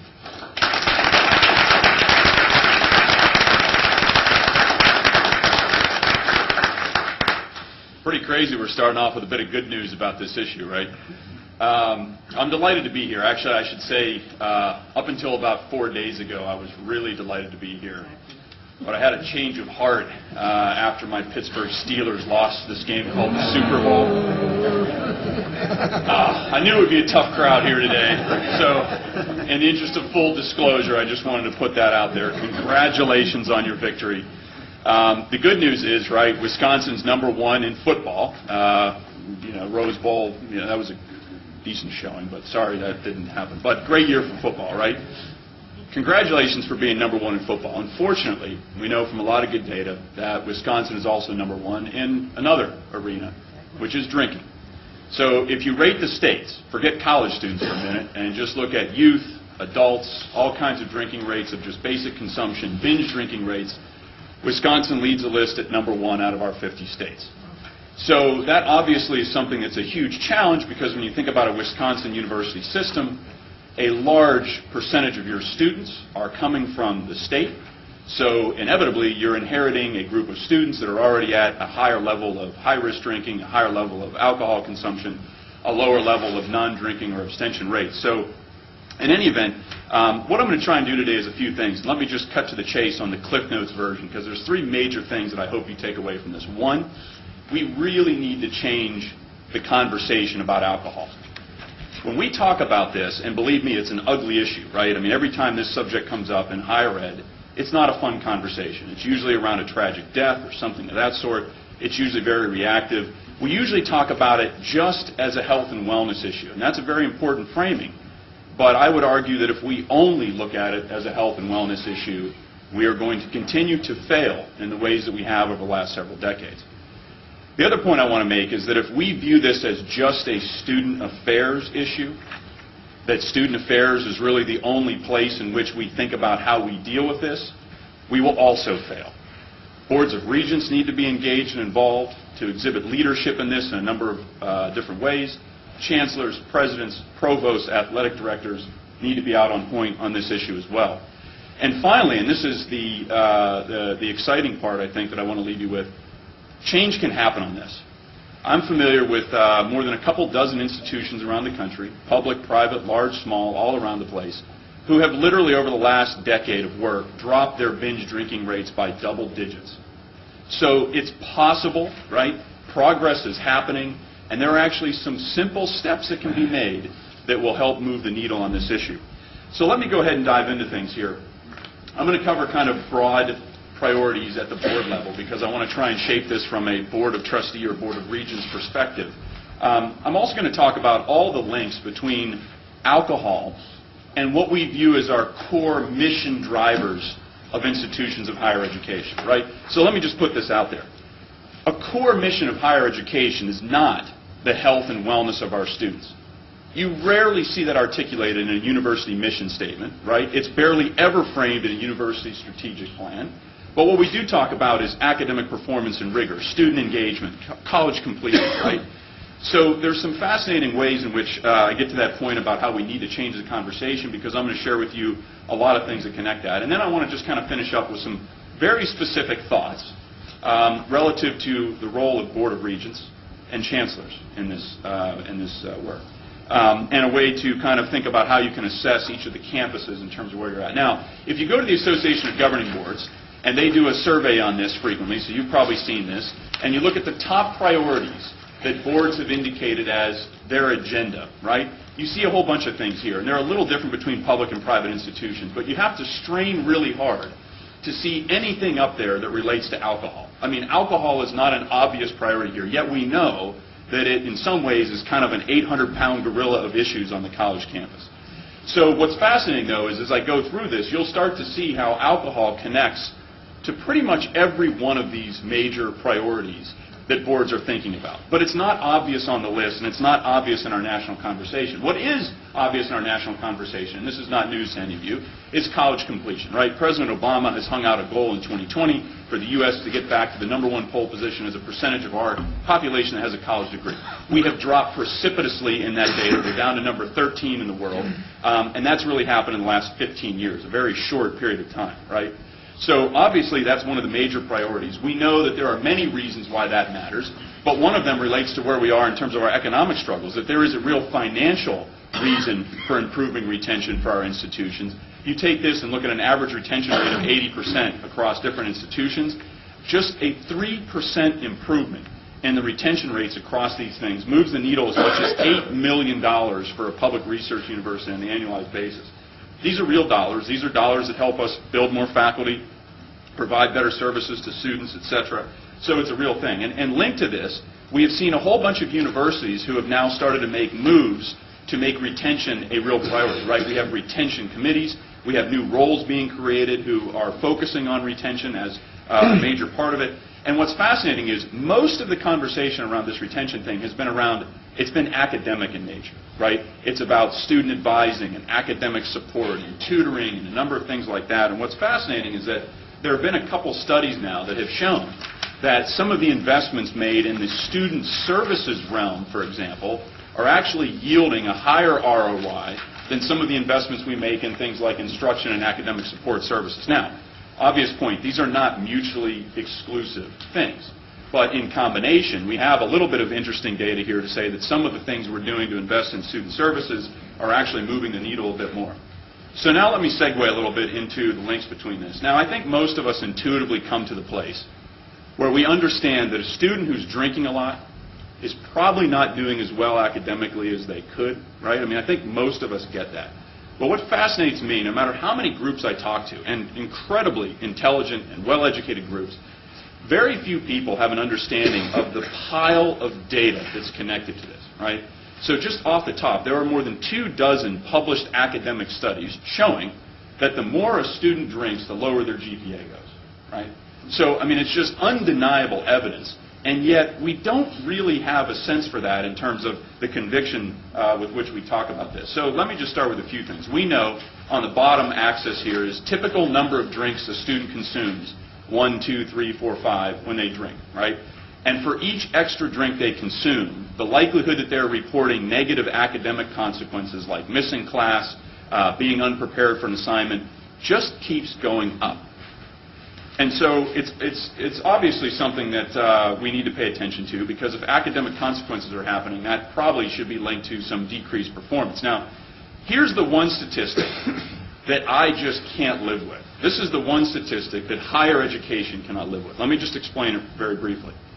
If you exclude non-drinking students from the data set, the majority of college freshmen in the U.S. are drinkers, right? So we're talking about the majority of our students. So take abstainers out.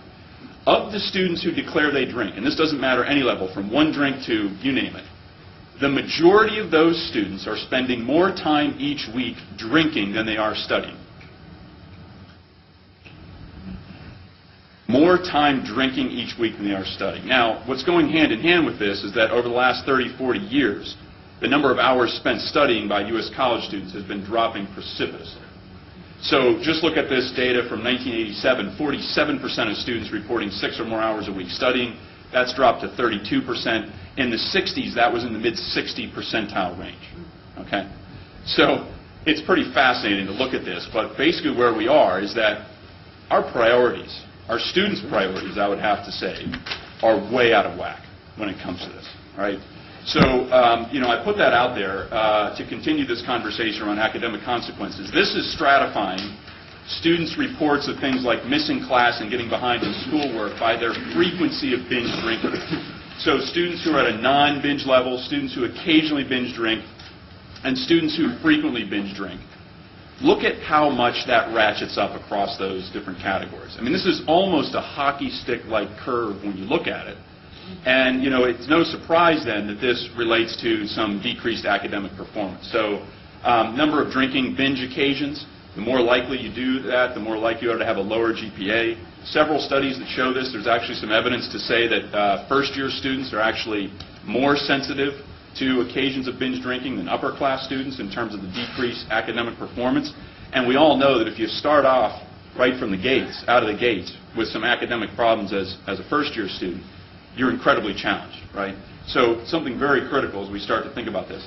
Many of you are familiar with the major scandals that happened at the Air Force Academy about a decade ago, right? The sexual harassment and assault case. They did this year-long task force and kind of dug to the bottom of it, and guess what? The alcohol issue was just a major factor in a lot of these incidents. And so they took a totally hardcore stance on alcohol consumption at the Air Force Academy. As you can imagine, they might be able to as a military academy. What was interesting is they had some researchers who started to do some work on this. So the academy basically made a policy that anybody caught with alcohol, a can of beer in your room, consumption at any level, automatic dismissal from the academy. I mean, we're talking zero tolerance, hardcore stance. And so it was pretty much the case that students who had not turned 21 at the Air Force Academy just were not drinking. So they did this fascinating study looking at students in the same year who had turned 21 by the time of their final exams, with the assumption being that they were now legally able to drink and were drinking, compared to students in the same grade who took the same final exams who had not turned 21 yet and were still subject to the exceedingly harsh penalties and standards of the Air Force Academy. And the fascinating finding is that the students who had already turned 21 scored a meaningfully lower grade on their final exam than the students who hadn't turned 21. And interestingly enough, when they stratified it between the top half of the class and the bottom half of the class, the top half was actually more affected by this than the bottom half. So here's another point we need to make. Our best students, it's not just our, kind of at the bottom of the totem pole students, our best students are actually more negatively affected by this issue of high-risk drinking. So if you carry it forward, there's a national study that's been done that currently estimates that 27% of all college dropouts are alcohol and drug-related issues, right? So let's just pause on that real quick. Let's just assume there's a margin of error there of plus or minus 5%, which would be a wide margin of error. That's about the second leading cause of college dropouts of anything on our list, behind a financial need, aid kind of reason. Now, in this national college completion agenda, we talk about financial need and aid and cost, and I thought Sandy's presentation was incredibly illuminating. But on our national agenda, this is nowhere on the national agenda, and yet somebody could make a pretty strong case that this is the second leading cause of why students are not completing college. So in any event, fascinating studies. This actually comes from a top 50 private liberal arts institution. So again, a top academic institution. They did a study there looking at their students who were graduating across their classification as a non-drinker, a moderate drinker, or a high-risk drinker. Fascinating to see that the high-risk drinkers had a lower graduation rate, a higher voluntary and required leave rate. And here was the fascinating finding of the study. The number one predictor of persistence was high school performance, meaning their grades in high school. SAT and ACT scores were included in this. They didn't make the list. The second predictor of persistence, which negatively correlated with persistence, was alcohol and tobacco use. And it was primarily alcohol use because most of the students who were indicating tobacco use were also binge drinkers and so on and so forth. So another fascinating data point that says that one of the leading causes of students dropping out of college, especially in the four-year public and private market where we're talking about traditional age college students, not so much in the community college environment, probably not so much in the for-profit market, but this is just kind of fascinating stuff. So when you start to think about it, and you start to talk about a term that we call alcohol-related attrition, these are estimates on a campus of 10,000 students. We're using a first-year attrition rate of 27%, which is the national average. So first to second year, our national retention rate is about 73%.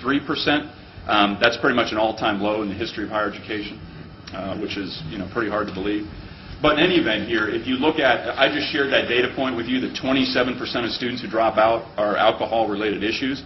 We're doing some conservative estimates from 10 to 30% across this, looking at the cost of lost tuition revenue because of alcohol-related issues. And as you can see, it ranges from $3 to $10 million for a private institution, $1 to $3 million for a public institution.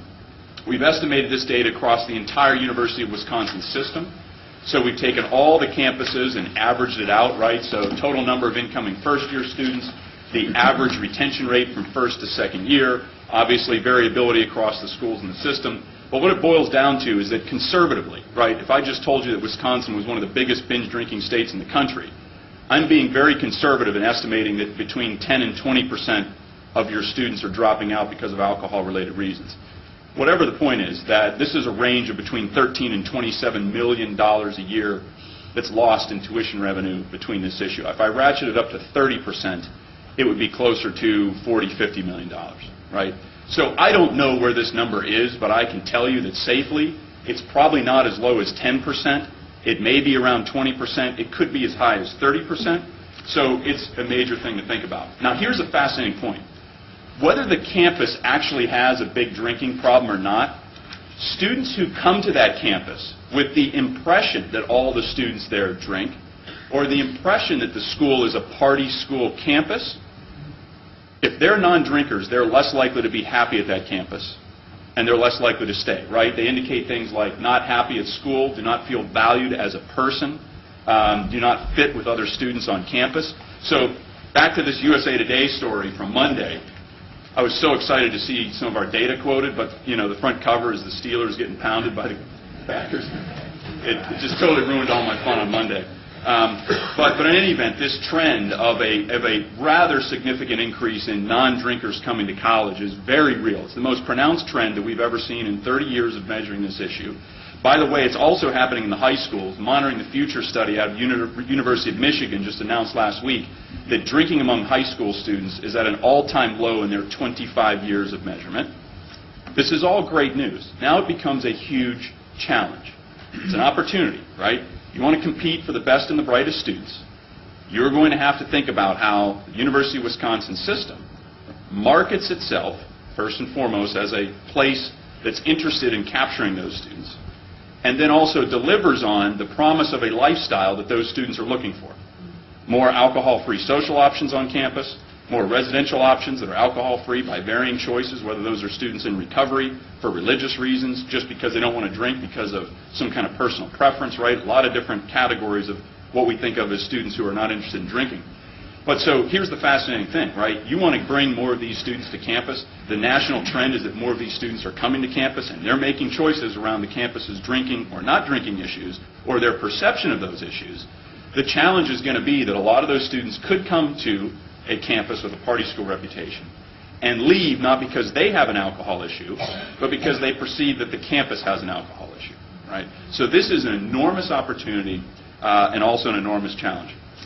There's websites out there where students are talking about this, actually telling students, don't come to this kind of campus because it's a party school atmosphere, right? So there's a lot of word out there about the reputation of campuses. So my point about this is, whether you have a real issue or not, there's still a lot of marketing and messaging and communication that needs to be wrapped around this even if you're in a place where you're worse than the national average, you can at least espouse that your intentions and goals are to get to a place where you're better off, right? So you don't have to be below the national average to say, hey, we're a place where we want to recruit these kinds of students, but you need to be able to espouse that that's a goal, that's something that you're embracing. What's interesting is most campuses are really not doing a good job of tracking alcohol-related attrition, either for the students who have alcohol problems themselves, but especially not for those students who are leaving because of the campus's drinking. I have a personal story to share about this. My freshman year at Duke, at the end of our first semester, the kid at the end of my hall was ranked #1 in our class. We were blown away, giving him high fives, celebrating with him, all that good stuff. He promptly transferred to Harvard for the sole reason that he thought Duke was a drinking school and wasn't an academically rigorous environment. Literally, we lost the best student in our class right off the bat because Duke had a drinking problem. Right? Is he on the lacrosse team? So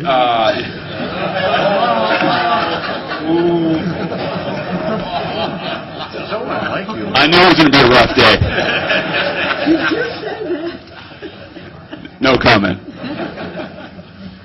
So, we're having fun with this, right? Thank you guys for your good sense of humor.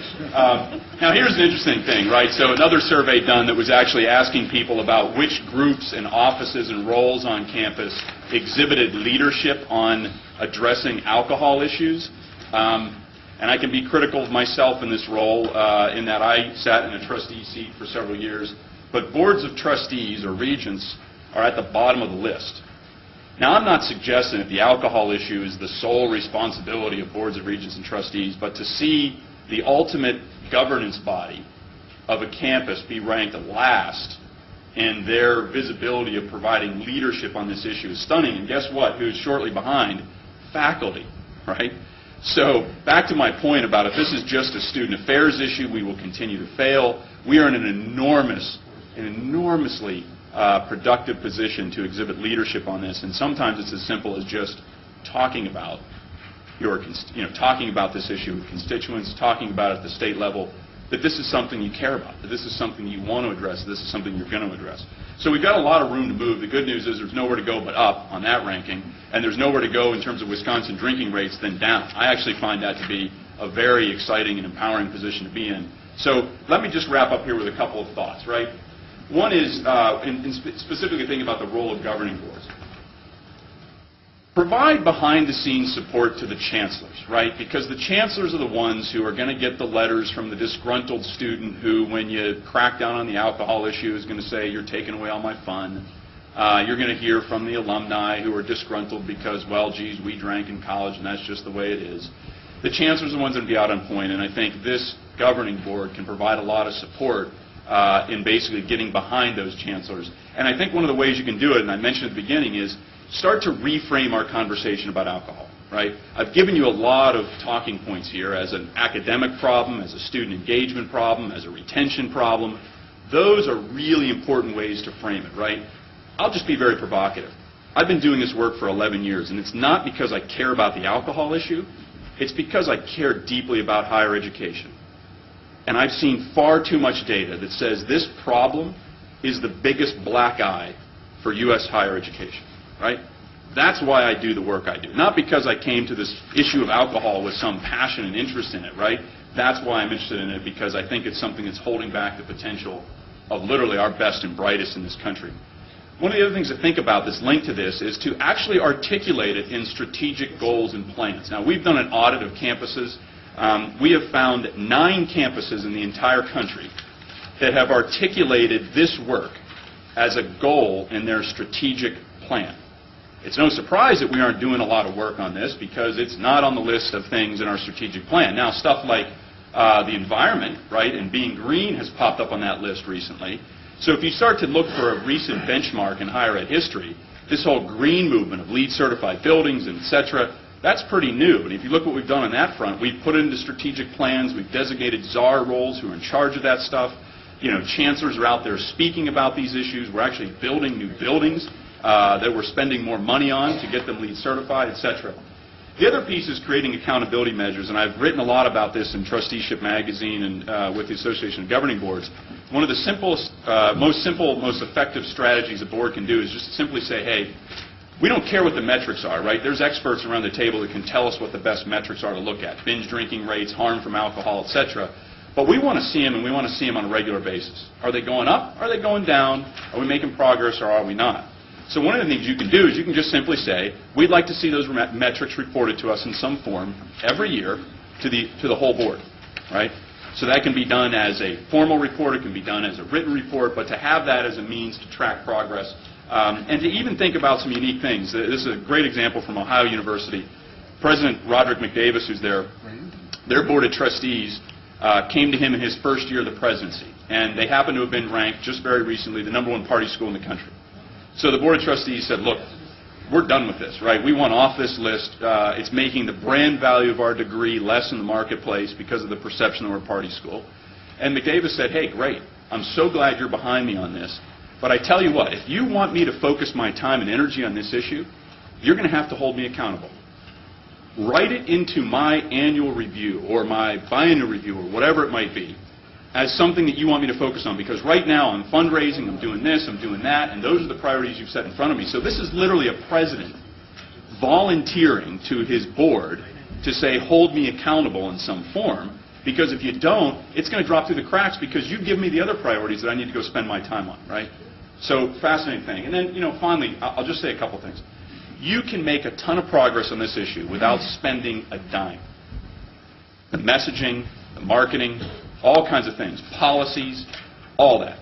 But at the end of the day, there still needs to be financial investments for the campuses to invest in better programming, better services, and on the prevention side of things, not the treatment side of things. Most of our campuses nationally are doing a terrific job in the counseling realm, right? You could still argue for more resources there, but what we're really failing, if you started to dole out some grades, is in the prevention-oriented aspects of this. And when you talk to campus leaders about this, they'll know what I'm talking about, right? When you say, what do you need help with?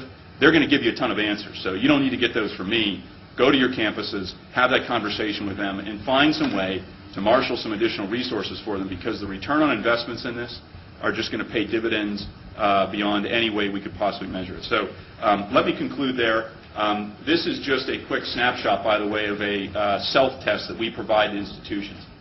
Ask yourself these 9 questions. You can do it by campus. And give an honest assessment. Can you say yes or no to it? The rubric is basically this. If you can say yes to 1 to 3 of these questions, it's got a low level of prioritization. If you can say yes to 4 to 6, you're doing average in the grand scheme of things. If you can say yes to 7 to 9 of these, you are doing a fine job in terms of how the institution is embracing it. So, helpful tool that you can take with you. I'll conclude there and answer any questions that you guys might have. So, thank you very much for this opportunity. It's been terrific to be here.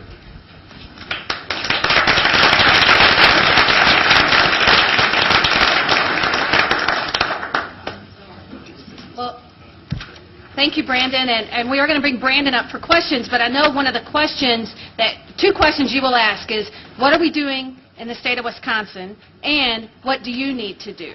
And so I want to tell you some of the things we've already started as an AODA committee, but I think the message that I want to leave you with is, how can we collectively make this a priority for all of us?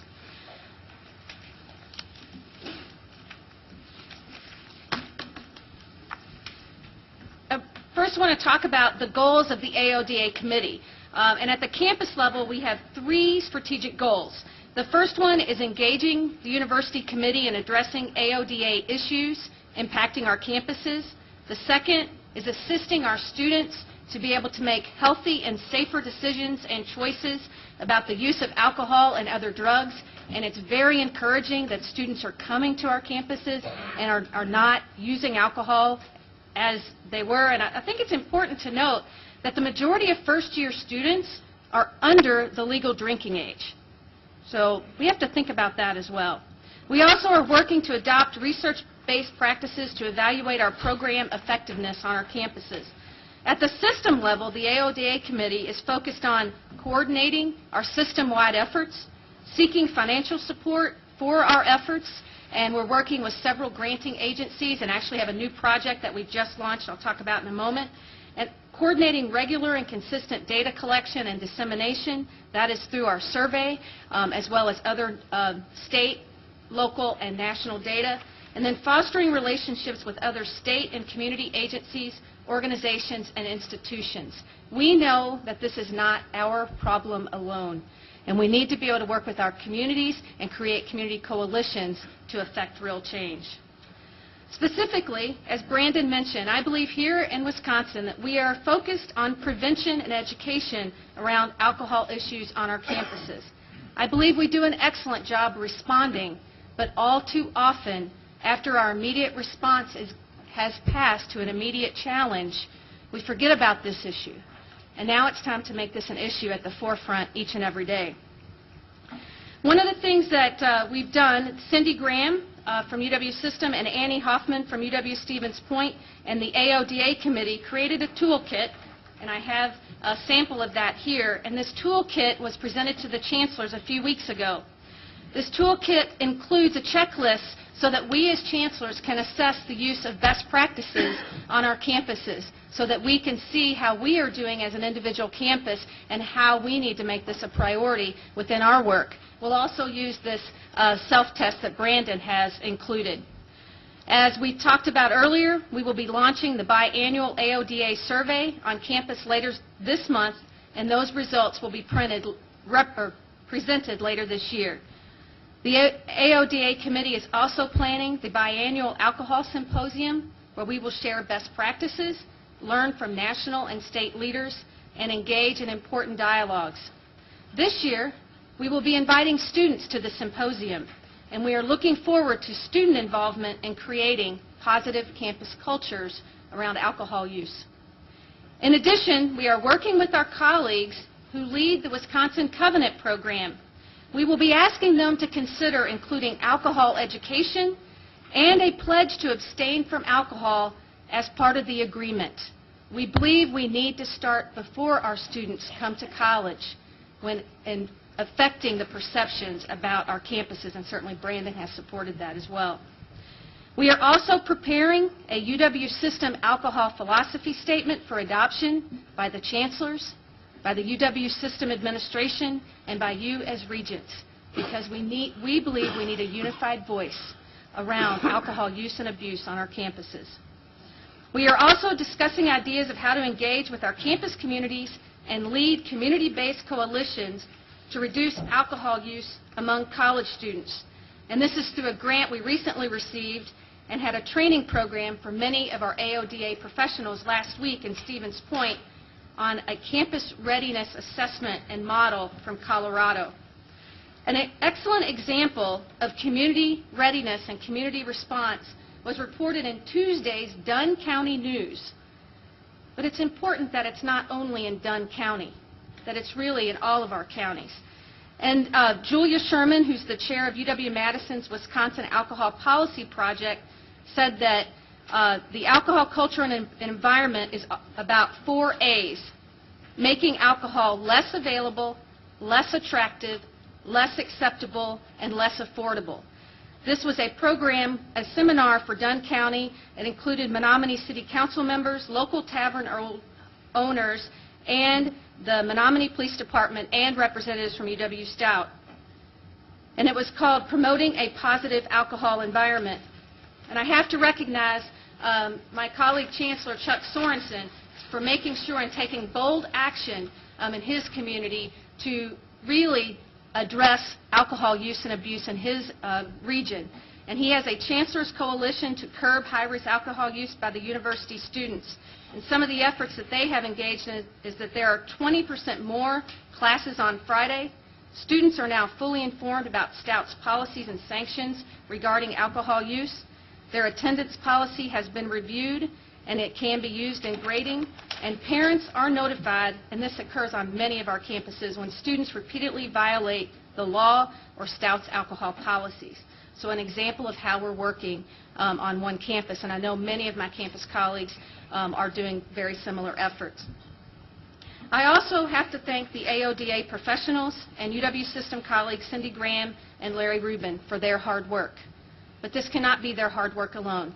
And we have many faculty and staff on our campuses who are leading efforts to confront issues related to alcohol use and abuse.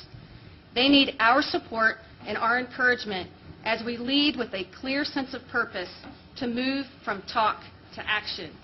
And so I'd now like to open it up for conversation and questions as we work as a UW system to change the conversation, to expand the leadership involvement beyond student affairs, and lead so that real change can happen for our students in Wisconsin. So thank you, and Brandon, please join me because I know they'll have questions for you. Thank you, Chancellor. Thank you, Brandon. Questions, observations, comments from regents, chancellors, and others? Regent Walsh. Clearly, I don't think anybody doubts that this is a serious problem, and particularly in Wisconsin. You said two things that interest me. Well, let me go to the one. You said it looks like we have good news in high schools. I'd like you to comment on what your observation is, why. And secondly, maybe I missed it in the presentation, but you look at the numbers. Is there a direction that that's going? Is it getting worse? Some of us, we all have our own myopic views based on our own experiences, and you can see things. But, we shouldn't forget we're also sending these people into society, failures or not. It's a continuing problem. So my question is, what's your observation about where it's coming from or going in college, and what's happening in high school that's the good news? The final question I have is, what are some real creative things? I mean, the Air Force is, we understand why they can do that. I was like what you're saying, but I mean something really dramatic. So you got 4 or 5 questions in there. Let me see if I... He's a liar. So the first one is why the trends among high school students and among incoming first-year students, right? Because we're seeing it in both places. So it's it's this demographic of students who are basically between roughly 12 and 19 right now is when we've seen this big jump. Let me just be clear, right? There's 3 national studies that undeniably support this as a trend. So the trend is real. None of us can say for sure why the trend is happening, right? But there are elements of our surveys where we're capturing data that give us some reasonable theories, right? And they kind of go down the list very quickly of the following things. One, these are students who on surveys also report higher degrees of saying that they're coming to college to have and find a meaningful philosophy of life. They're more connected to trying to find meaning and purpose in life, right? So these are interesting connections, right? So students who are saying more so now than previous generations that they're thinking about college as a way to find meaning and purpose in life, I think are obviously students who are less interested in having distractions, drinking being one of them, right? So that's just kind of an interesting observation. We also know that the economy has put an awful lot of pressure on families where, whether it's a reality or perception, they believe their parents are sacrificing more to help pay. They're having to work more to help pay. They're graduating with, more debt in a lot of these categories. And so, long story short, is I think people are, a good percentage of these students are thinking about the fact that this is a really important opportunity, and the stakes are higher in terms of not taking advantage of it, right?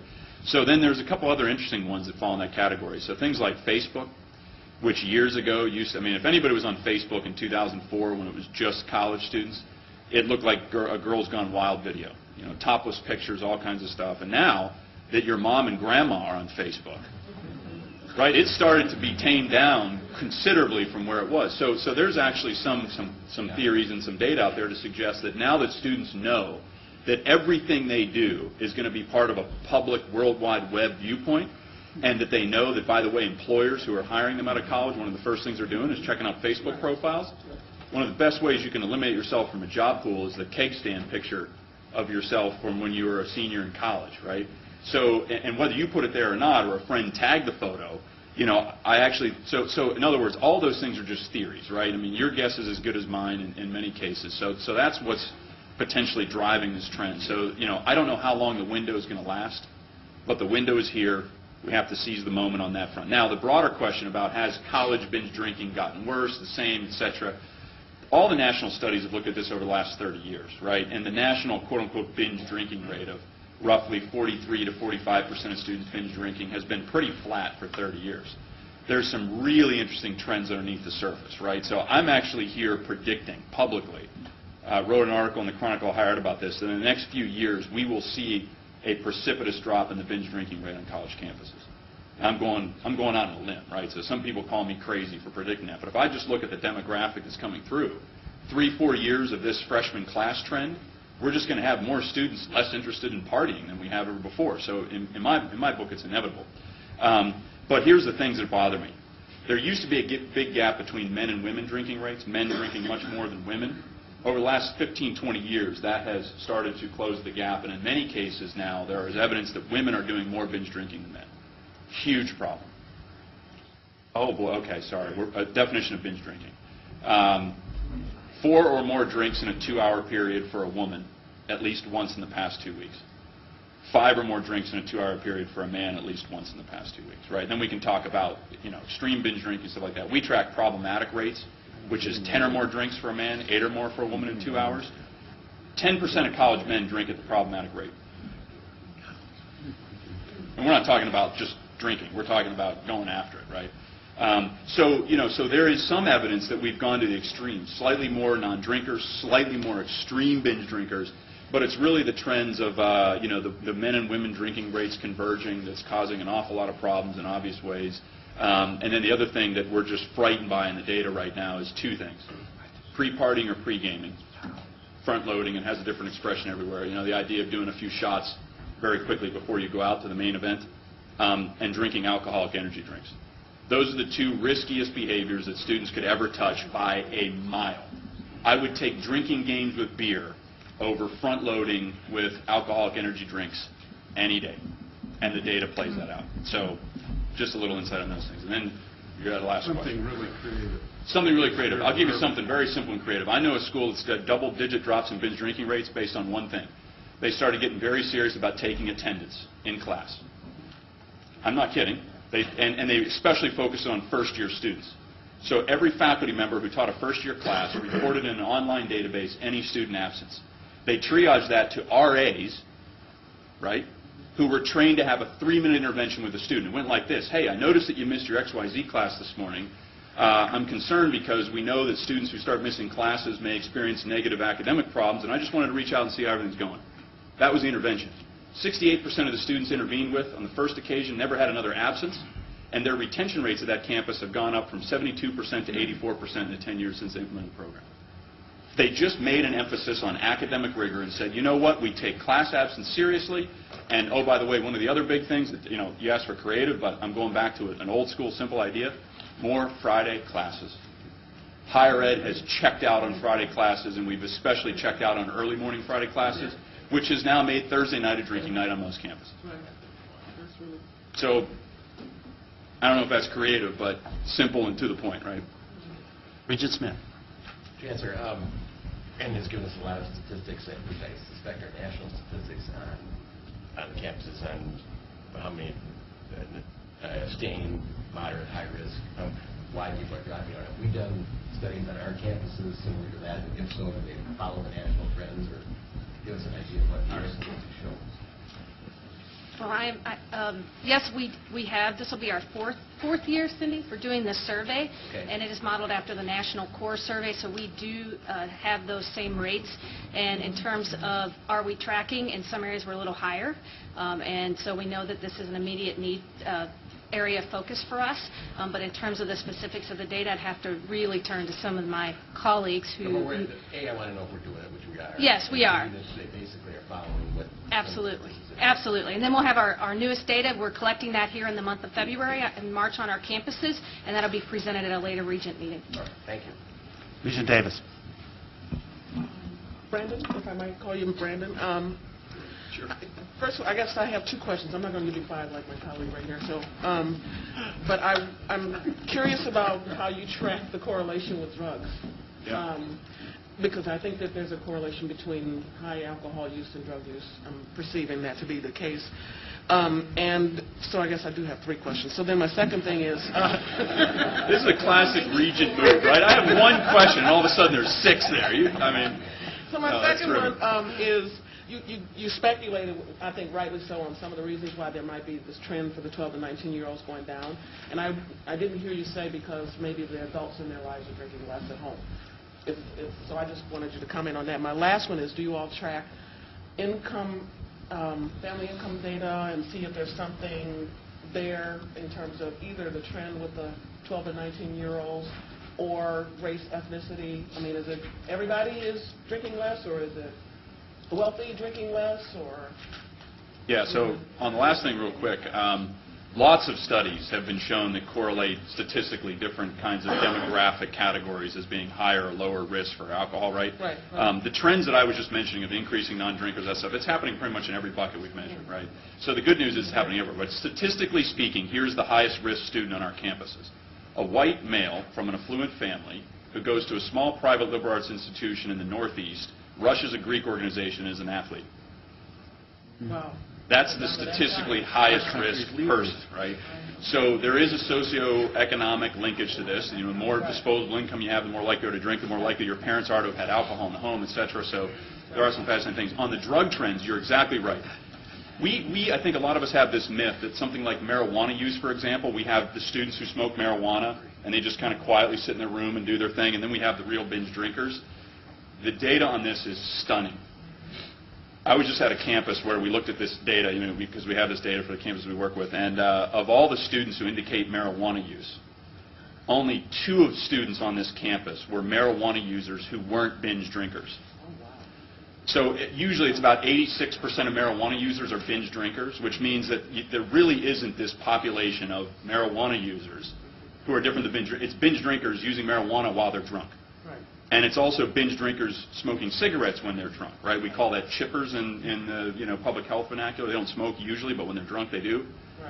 Classic model with students. Now, the interesting thing is we're seeing this drop in drinking. We're not seeing a bubble effect where there's been a spike in some other illicit drug. So there's some states that have had variations in marijuana because of lax penalties, like California and Massachusetts, but nationally not a big spike. The only thing that's spiked, and you guys are all aware of it, is illegal use of prescription pharmaceuticals. And a fascinating study just done on that actually suggests that of the students who are using those drugs illegally, 50% of them actually meet the clinical criteria for the drug they're using, meaning half of them are self-medicating. It's not a party drug. I mean, for half of them, they're using it for, a fun study aid, party drug, whatever. So no major spikes in other drug use. It's really the illicit prescription pharmaceutical category. And you're very right that the drug users are almost all binge drinkers. And so parents aren't drinking less. Parents are not drinking less. There's no data there.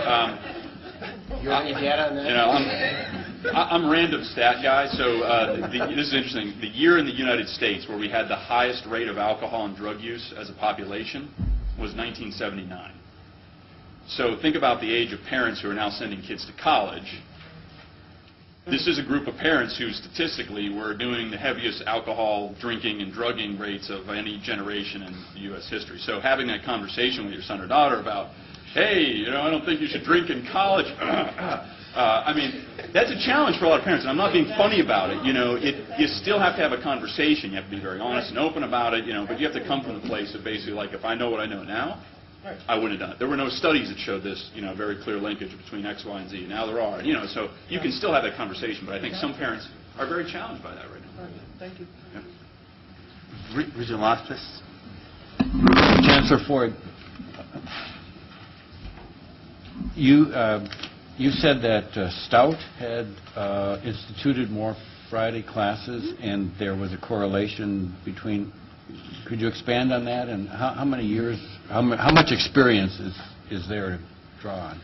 Well, Chancellor Sorensen has certainly taken some bold and impactful steps at UW Stout, and I know that I believe many of these efforts started last year, and so they are measuring those impacts now. But he approached it from an entire campus perspective and worked to say, okay, these are some things that work, and so we're going to have more Friday classes. And Chuck is not here, but there are some folks on the campus that would be able to provide greater detail.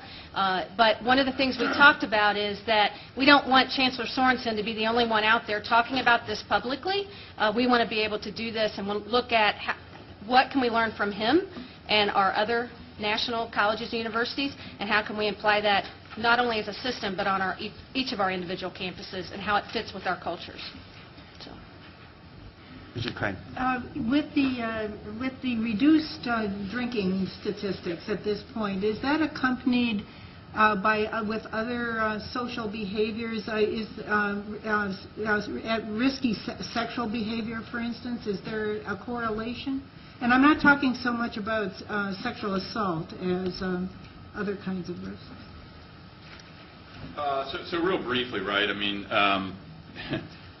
the issue of sexual assault and sexual harassment and also just sex on campus, right, is so deeply embedded with drinking. I mean, somewhere between, the safest estimates are between 70 and 90% of all sexual interactions that happen on a college campus are under the influence of alcohol. So, I mean, the good news is if there's a dropping trend of non-drinking, and we're going to see that carry through the population, right, which I think we're going to begin to see in the next few years to come, we should therefore see a decrease in things like unwanted sexual interactions, sexual assault, a number of things like that. So that's the good news. Now, here's an interesting confounding variable in all this. UCLA does their freshman survey every year, the SERP, and they just reported last week that it's an all-time high this year, ironically, of first-year students reporting being stressed. So this is just right. Think of the paradox. They're reporting they're more stressed than ever before, 25-year high, and they're studying less than ever before. You know, I mean, I'm not trying to suggest those things are related or whatever, but I mean, it's just interesting paradoxes in the midst of all this stuff that, like, I can't explain sometimes, but I truly believe, I mean, think about it, right? Think about the issue of procrastination. We get more stressed when we delay just getting things done. And when you're studying less and not working hard and not putting the time in and you're feeling less prepared and you're spending more time socializing than ever before, because one of the biggest data points in here that I didn't share with you, I shared you how many hours they're spending drinking each week and how many hours studying. The hours they're spending on the internet and social media are far higher than any of those things. So the simple answer is college students are just spending more time doing social-related activities than ever before. And I can't piece it all together, right? To say they're more stressed than ever before and spending less time actually in rigorous academic work. So I kind of trailed off in your question, but did I answer what you were asking about the sexual behaviors? Or? Well, what I'm hearing you saying is we don't know yet. In short, yes. We don't know yet. I could have just said that. No. Regents, back to you. I really like your changing the conversation point. And I make that comment based on experiences I've had in the work world, where I think if the culture of the organization changes, if the culture of the institution changes, and I focus on binge drinking, not necessarily all drinking, I think it makes a big difference. If you can say, as the culture of our organization is, we want students who participate in school because that affects all of us. If we believe in diversity, it's because we want people who are diverse to be together, to talk about things, to hear different points of view.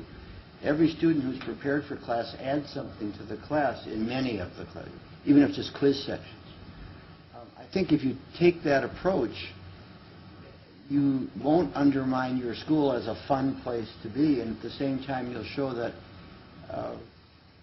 it's more beneficial to the students, and it's more beneficial to teach them about life, what life's really like. Your example of employers looking at Facebook, which is well beyond me these days, but is true in my experience, not from that more limited way, but if we had people who just drank too much, they were a real detriment to the organization in multiple ways, and they aren't going to be tolerated. Binge drinkers, particularly today, I don't think, with liability what it is, and so on. And I think they need to hear that early on in an institutional way.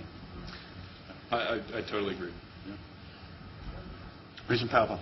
It's kind of interesting to talk about this. I'm thinking back to a long business career, and can go back to a time where drinking was acceptable in business at lunches. Yeah. With just about any constituency, and the business community many years ago figured out that that wasn't a good thing, and a lot of companies came out with policies regarding drinking. So maybe they were a little ahead of this curve. And it's a good thing to be catching up. Interesting point, I had an old mentor at the time where his message was don't drink, but the way he said it was, you can drink anything you want during the day except for gin and vodka. Drink beer, drink wine, drink whiskey, And I asked him why, and he said, well, I want you to smell like alcohol, so when you come back to work, your customers know you're drunk and not stupid. So anyway, the point. Weird. Yeah. He's now living in Mad Men, however, those days. Regent Womack. Thank you very much for your presentation. I continue to admire this problem also. I've been reading a publication that's called Switch, and it's how to change things when change is hard. And I thought about that as you were talking about this, because, I mean, for our state, for our country, for our regions and parts of this state, we have issues with drinking.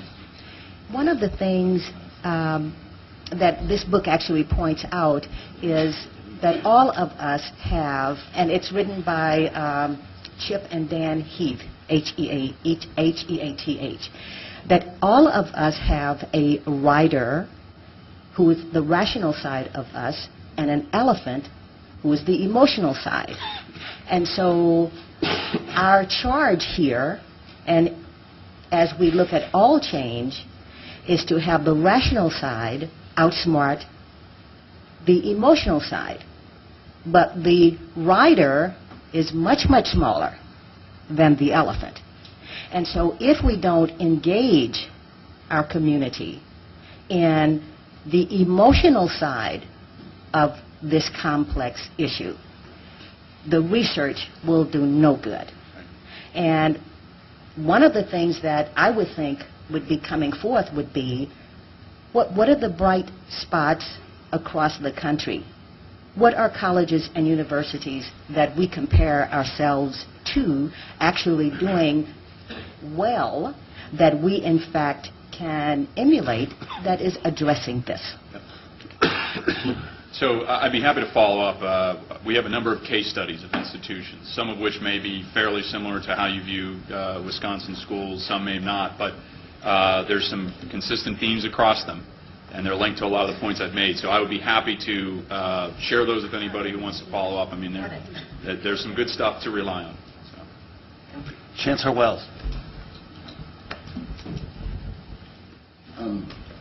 Do you know of a checklist that would be similar to this that we have for leadership and chancellors and so on, that would be designed to evaluate whether a state was alcohol responsible in terms of laws and legislation, and then a community being alcohol responsible in terms of ordinances and things of that sort? Right. Because a lot of us in Wisconsin, I'm sure around the country, we have a really difficult time with our communities passing ordinances, or our state, that help us make sure that alcohol is used responsibly. Registering kegs, the simplest things like that. Right. But is there such a checklist that we could use that as the board and also as a group of chancellors we can promote to the legislature and to our local common councils as what's an alcohol responsible community, so we can get such things as pub crawls out of our life? Yeah, that's a terrific question, right? I mean, as I mentioned, the context of being a higher ed system inside of the state of Wisconsin means that both these things have got to start to work in tandem, right? So your very point about what's the nature of alcohol purchase, sale, distribution, all those kinds of things, local ordinances, state level. I can easily furnish you a couple of things. There have been several national agencies that have kind of done state report cards on that.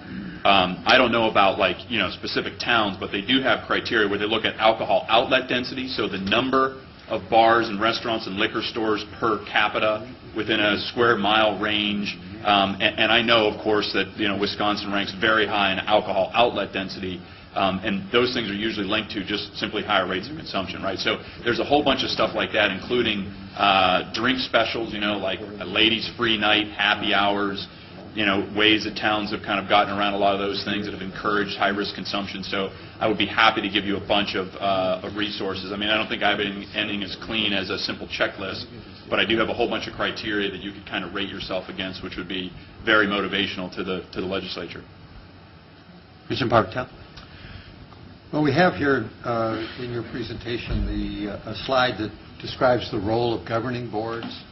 and there are a list of items that governing boards can address in looking at this issue. And I guess my question, I'm not sure who my question should go to, but maybe Larry Rubin or maybe Chancellor Ford or somebody else, but how do we stack up here? Are we doing any of these things?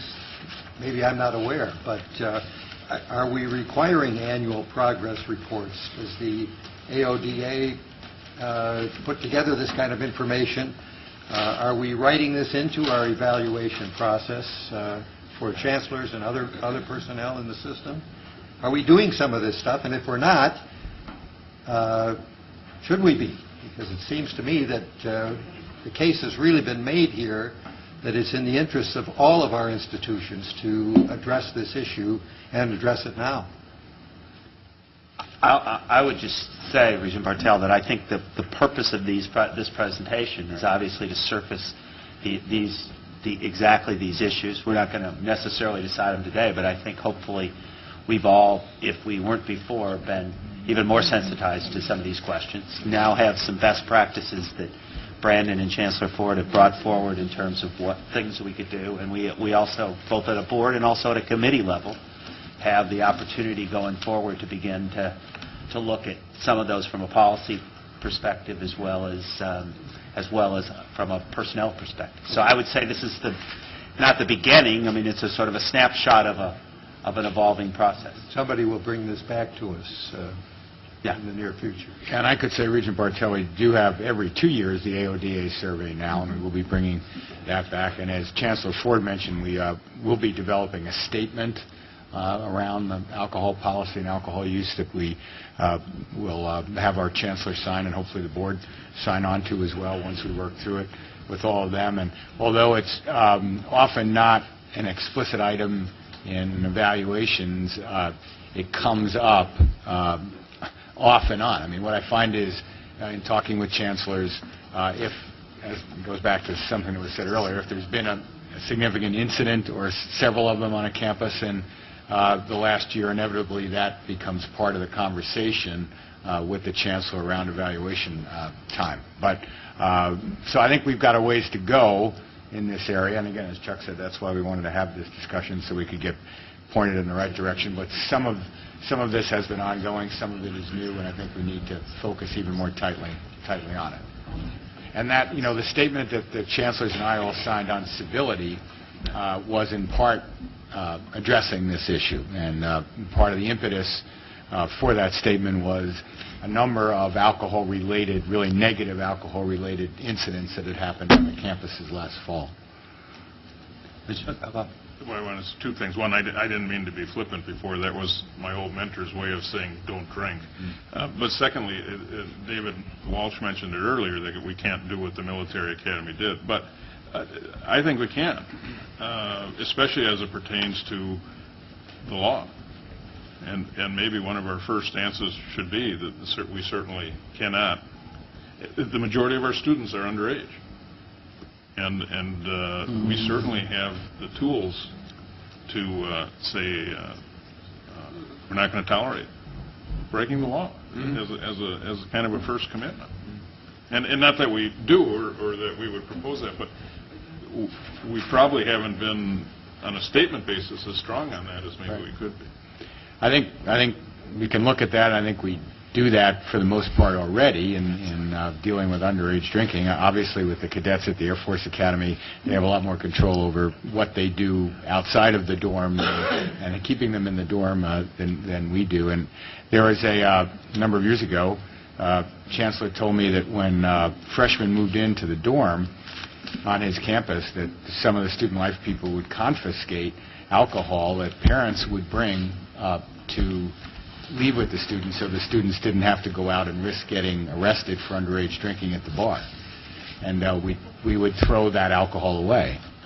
So that again makes the point that this is a larger cultural issue that we have to take on as well.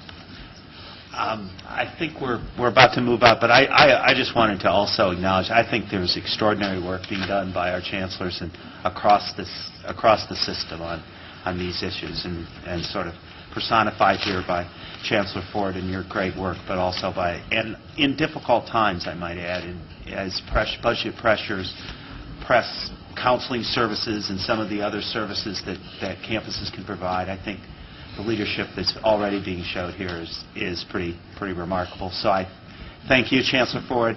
Thank you, Brandon. Thank the Regents, and maybe we should give these folks a round of applause.